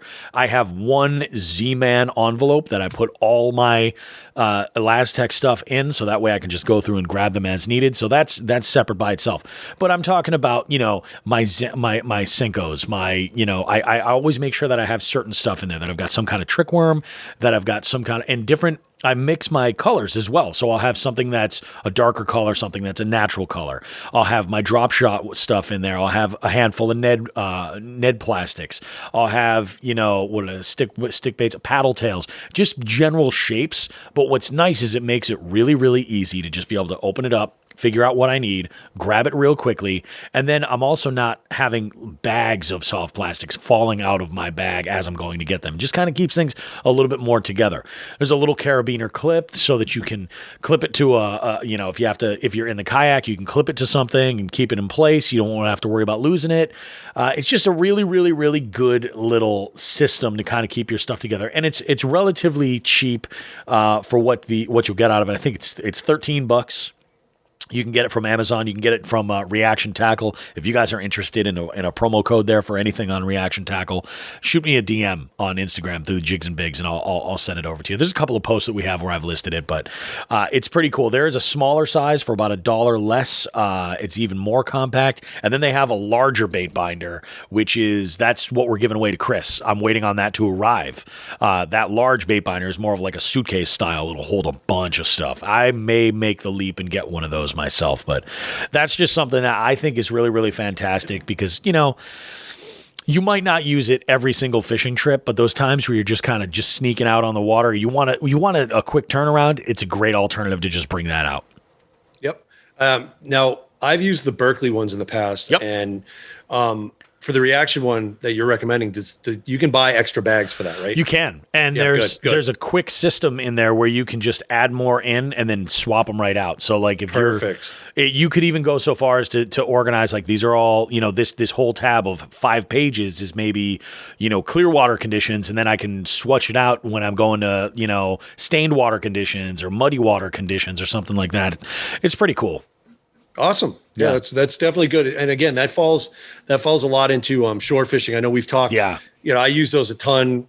Being mobile before I really got into kayaking, and I think did I give you those Berkley ones, or do I still have? I think I still have. I think you still have them. Yeah. I might even still have them in Minnesota, but yeah, I've used them. I agree with you. Yeah. That is definitely a good place to start, and then see how it works out for you. They may be your final destination right there. You may. Go on to something else, whatever. Yeah. I'll give you guys a pro tip. What I have learned, the real saving grace to this is there are times where, there will be stuff going on sometimes, and I mean, not so much in 2020, but previously we're like, I'll give you an example. There's this family picnic that we have every year, and this is always done at an area where there's a pond, and it's, my family's always like, oh yeah, bring a fishing rod. It'll be great. And most of my family, not everybody, some of my family, they fish on the level that I do, and some even for years have been further along and really into bass fishing. But for most of my family, they're going to grab some night crawlers and whatever they've got for hooks and a bobber, and they're going to fish. What's nice about this is that I don't have to piss my wife off when I want to bring, a few jigs and, actually there was one thing that almost made my list and I didn't include it because it's a $20 box of terminal tackle from Runkle. I don't know if you ever heard of the company Runkle. I have not. It's a very, very small. I bought this when I was just trying to restock, but primarily what I like it for is that the box that it comes in almost looks like a fly case. It's got small covers over every single compartment, and it comes stocked with a bunch of. The problem with this, and the reason why I didn't list it for mass is because everything in there that's in there is lead. So you've got lead drop shot weights, lead jig heads. It does come with a massive variety of EWG hooks, as well as bobber stops, little beads for Carolina rigs, some small swivels for Carolina rigs. It's for $20, you're getting a ton out of it. But the box I find is amazing. I actually just use a box right now for tungsten. And I'll fill it up with tungsten, and I'll fill it up with some drop shot hooks, some worm hooks, and I've got a couple of other larger things in there that I use regularly, like my underspins and my head shakers and things like that. I'll throw all that stuff in there so that way I can streamline and then carry that small over the shoulder bag. Now I've got all this really great terminal tackle. I've got a bunch of bait in the bait binder. I've got a bunch of hard baits in that one box, and now I'm carrying one tiny bag, but I'm pretty much good to go in almost any kind of situation. Nice. Yeah. That's perfect. Cool. Runkle. Check it out. Should we throw that on the list too? When we can throw that on the list. Yeah, Runkle. Yeah, it's good. There's 2 variations of it. One of them comes with more pieces, and but it's basically the same box. And that's my big recommendation is more. I think the box it's great too because it's got a locking latch on there. Fits in a tiny pocket. It's great. You can bring so much stuff with you for next to nothing. Bobby loves the box. Fair. There we go. Excellent. Cool. How are you? Do you have another one to go? I got 2 left. Okay, so you laid on me because I got 2 left too. Okay, yeah, we were going to finish with you. All right. So this is the one that has the build up to it. So all those 3 tools that I carry in my boat. Yep. I have 2 things, 2 little, shall we call them, storage devices on my boat. Mm-hmm. One of them I use for these 3 tools. Now it's not a very big storage unit. I had to drill it into my seat. Yes, but that drum's getting a lot of use today. It is. So one I use for my tools, and on the other side, I keep one on the same spot to hang my lures to dry in, particularly chatterbaits. If I use a spinner bait, sometimes crankbaits. Yep. What this mystery item is a clear, vertical shower soap holder I bought at Target for like $2. Yeah. I have 2 of them. I took a Sawzall and cut the suction cup and the 2 I don't know what you call them, braces or whatever off the back, right? Cut them off. I put it right up against the seat of my kayak, which has a large plastic area, large plastic base, and I drilled them both into the seat, so they're right there at my reach. I wrote myself a note on here. Just remember, if you buy these, do not drop the soap. That should be a way to live life. You know, I had to. No. That's good. Don't drop the soap. I'm like a dog eating my own poop. I know I shouldn't do that shit. Yeah. But I can't stop myself. You can't. No. You need it. So here's the funny thing about this. I looked on Target's website. I could not find the exact item. It might be one of those in-store only items. Yeah. So I'll try to go to Target today and get a picture of one of those. Nice. And we'll include that. We'll include that in the post when we do this. But yeah, so $3. I got 2 of them. I love them to death. And here's the nice thing. They have holes drilled in them. They're made for soap. They drain. That's why I just leave my tools in there, and I have not found any rust problems where I'm throwing them into like a cup holder. Like I have a cup holder built into the base of that kayak seat, and if I leave my tools in there, they're rust. 50-50 on if they're sitting in a puddle or not. These things do not form puddles because they have holes in them, and there's holes on the front of them too. So that way, when I was drilling the holes for the screws, I took a couple of stainless steel. I think they were like wood screws. It doesn't even matter. They were small ones. I made sure the heads of these screws would fit in the holes on the front, and just used a screwdriver and popped them right through. Mm-hmm. I mean, it was so easy to install these things. So yeah, it's a stupid little item, but it really has a lot of value in my fishing life because it saves a lot of rust. Yeah, exactly. Both on the lure side and on the tool side. So yeah, good stuff. I highly recommend them. No, that is a really good idea. And you know, like, I mean, anytime you can get airflow through anything, that's the ideal situation because that is designed to dry out a bar of soap, you know? And just don't drop it. That's all I can ask. Don't whatever you do, don't drop that soap. Don't drop it. Don't do it. So next up is kind of a no-brainer. You know, honestly, gift cards. Gift cards are great for the angler in your life. If you're like, I just know that they're so particular about whatever. I don't want to get the wrong thing. You cannot go wrong with a gift card. But I am going to make a recommendation. So, you know, big box stores are great because they're going to have so much of a selection. You know, that's what you're thinking anyway. So like getting a gift card for Cabela's or Bass Pro, and that's cool and all. But really, let's be honest here.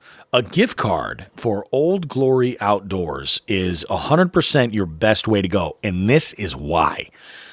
Because not only can you give the gift of essentially Old Glory, or what we're going to call Joe Bucks, not only are you giving the gift of Joe Bucks for use at Old Glory Outdoors, but you can give them the discount code Jigs and Bigs, and they can save a percentage at the end of checkout for the entire thing. So they're getting more for their money. And like we've said before, if there's something that's not on their website that you're looking for specifically, contact Old Glory.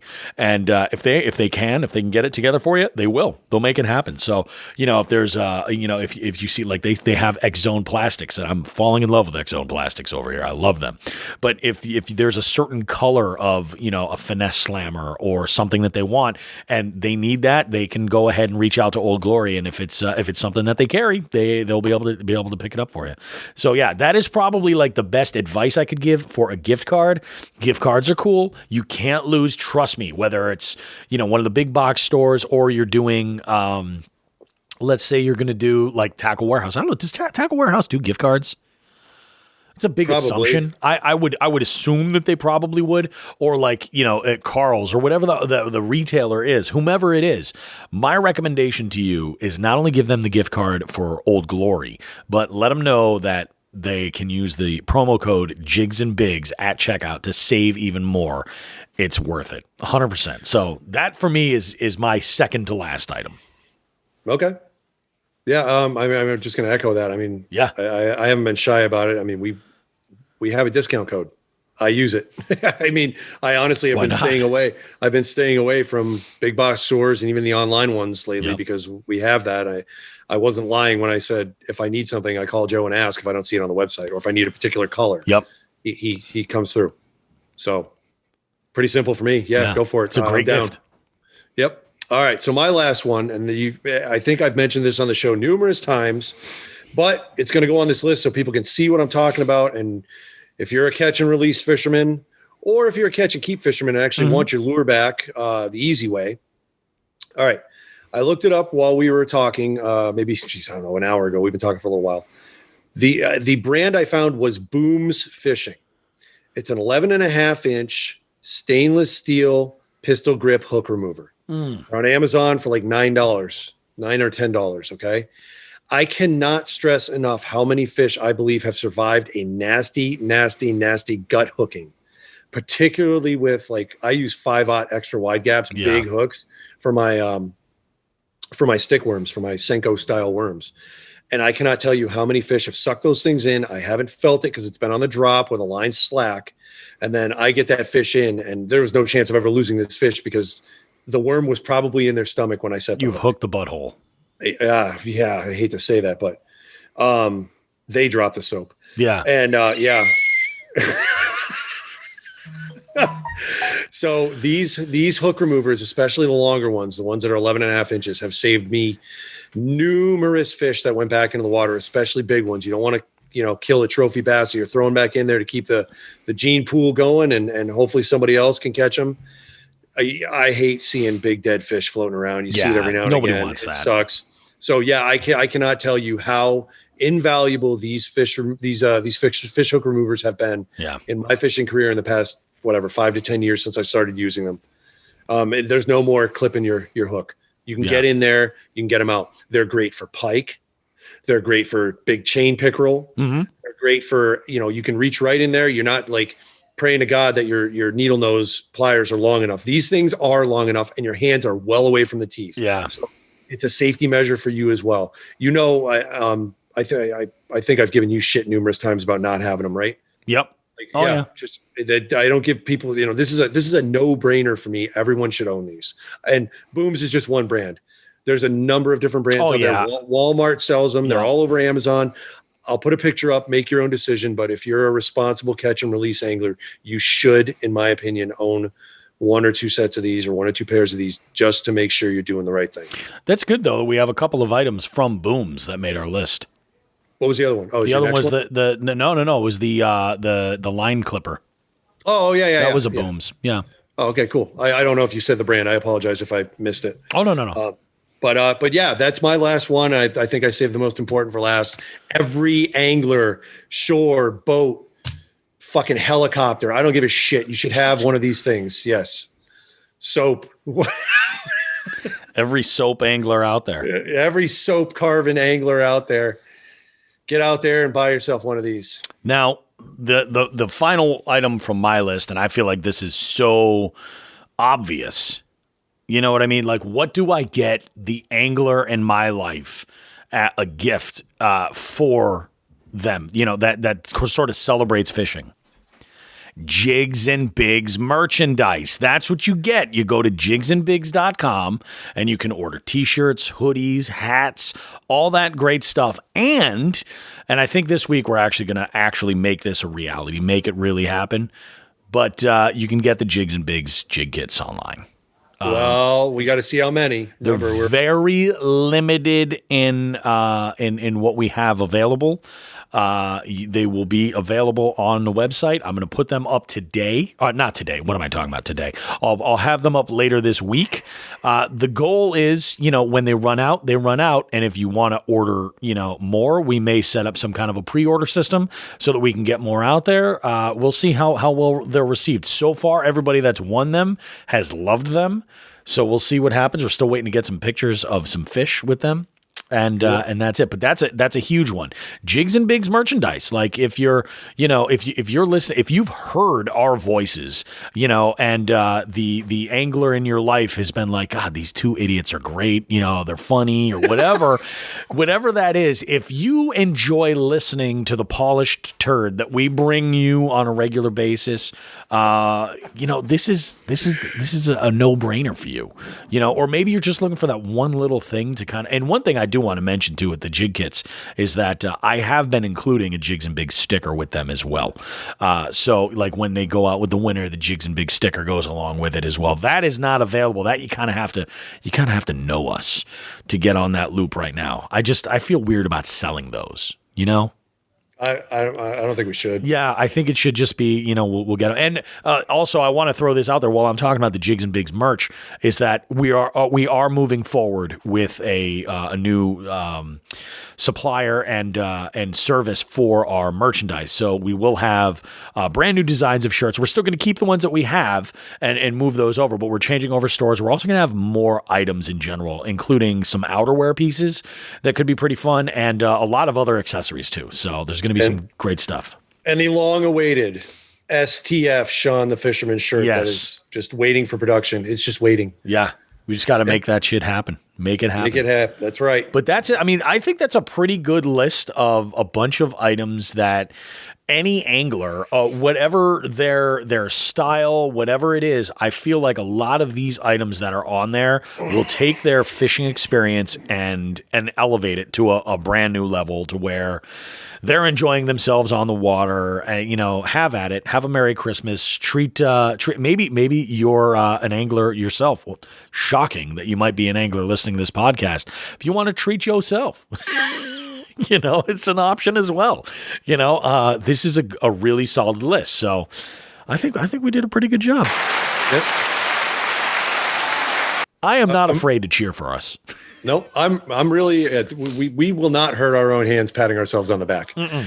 I am really glad you straightened my shit out with this because my list was completely different when we met up at Mrs. Mitchell's. And I was like, and I kind of loved the direction you were going, but at the same time, I was like, man, I this is what popped into my mind. I love my wife more than I love cooked food.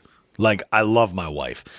But if she bought me a rod based on, I don't know, whatever criteria she had in mind, I know that I wouldn't say it, but I probably wouldn't even put a reel on that sucker. You know what I mean?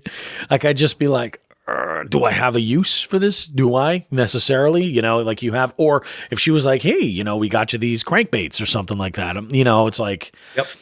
It's just, I know I've been there before, and I'm like, that kind of a relationship with an angler and their gear is very particular. This is a great way to give a great gift that they're going to love 100%. And it's also very thoughtful. Very, very thoughtful. Hey, I wanted you to have something that you could wipe your ass with while you were fishing. And I couldn't afford a birch tree. We had nowhere to put the birch tree in the house. Maybe we cut down a birch log and keep it up like a cat scratching post. There you go. Yeah. Put that right next to the bidet. It'll be fine. It's so messed up, man. All right. Well, that was I'd say this was one hell of a show. Really, one hell of a show. I mean, considering all the information that we shared with you guys, I feel like this show is jam-packed with value, whether you're buying a gift, whether you just kind of want to know how the conditions are locally, what kind of epic fails we have, how much of a challenge it is to be a master's level student at this point in your life. I mean, there's a lot of good stuff that we brought out for you today. So I think we did all right. I think we did all right. We're coming up. habits of wood-going shit masters. Yeah. I mean, hey, socks or trees. It's all good. Socks. We love you, Ryan. We love you, dude. Oh my God, poor Ryan. Ryan in the sock. Yeah, we never told that story, did we? Or did we just allude to it? I think we've just alluded to it several times, but probably get for the best. You get the idea. Yeah. But I think, actually I might have to order some of these dude wipes. Maybe we'll just kind of drop some in, maybe we'll throw them in the jig kits. We were wondering what to do with that extra space. How do we not have some sort of a sponsorship or deal going for the Dude Bud Dude Wipes? Like the Dude Bud Dude Wipe? Chuck it out the window. Yeah. Oh. There you go. Chuck that out the window. You're going to jail. Could you imagine you're on vacation with your kids and your wife and you're driving along the Mass Pike and you're like, look, honey, we're at the highest elevation before South Dakota. Amazing. And one of Dude Bub's right on your windshield. That would be horrific. I could definitely say I will call him this week. He will not approve of this conversation. No, he won't. No, he won't. No. Like the bagels were one thing. I'm not going to hawk my own shit out of window. I'm not going to hawk my own physical refuse out. Oh my good Lord. All right. A good show all around, guys. Remember, we have only just begun. Big congratulations too to everybody who started following us. We hit 7K for followers on Instagram, which is massive. Absolutely massive. We hit 7,000 people. We have a couple of bits of information coming up. I had actually dropped this in the Instagram story. Was it last Tuesday, I think, about the idea of doing a road trip. And we had talked a little bit about this on Thursday, and not that we've really kind of like nailed down anything, but we got to figure out if we can make it happen and do some traveling and get some open water fishing where maybe it's not going to happen in our area per se. So we'll see what happens weather-wise and availability-wise for scheduling and things like that, because that's going to be a challenge. We've pretty much secured the fact that I'm not doing shit until March. Yeah. So after that, who knows? After that, yeah, absolutely. Yeah. And of course, let's see what happens when these vaccines deploy. Hopefully, sooner rather than later. That's true too. That is very, very true. So. Oh yeah, because that's one thing that we had thought about was the idea of getting out there, doing a little bit of fishing, and doing our thing with. Doing our thing, if you will. Getting out to like some much further areas, because that was one of the challenges that we have immediately. Some of our good friends in New Orleans and Florida had all kind of reached out. That's definitely a place that we're looking to go, but we're trying to do this without flying if we can, and that's a long ass drive. But we'll see. We'll figure it out. But hopefully things get better, and then we'll feel a little bit more comfortable flying without any kind of bullshit involved with it. Be sweet. I love it. Alrighty, guys. So you have anything to go out on, Sean? Or are we good to go? Nope.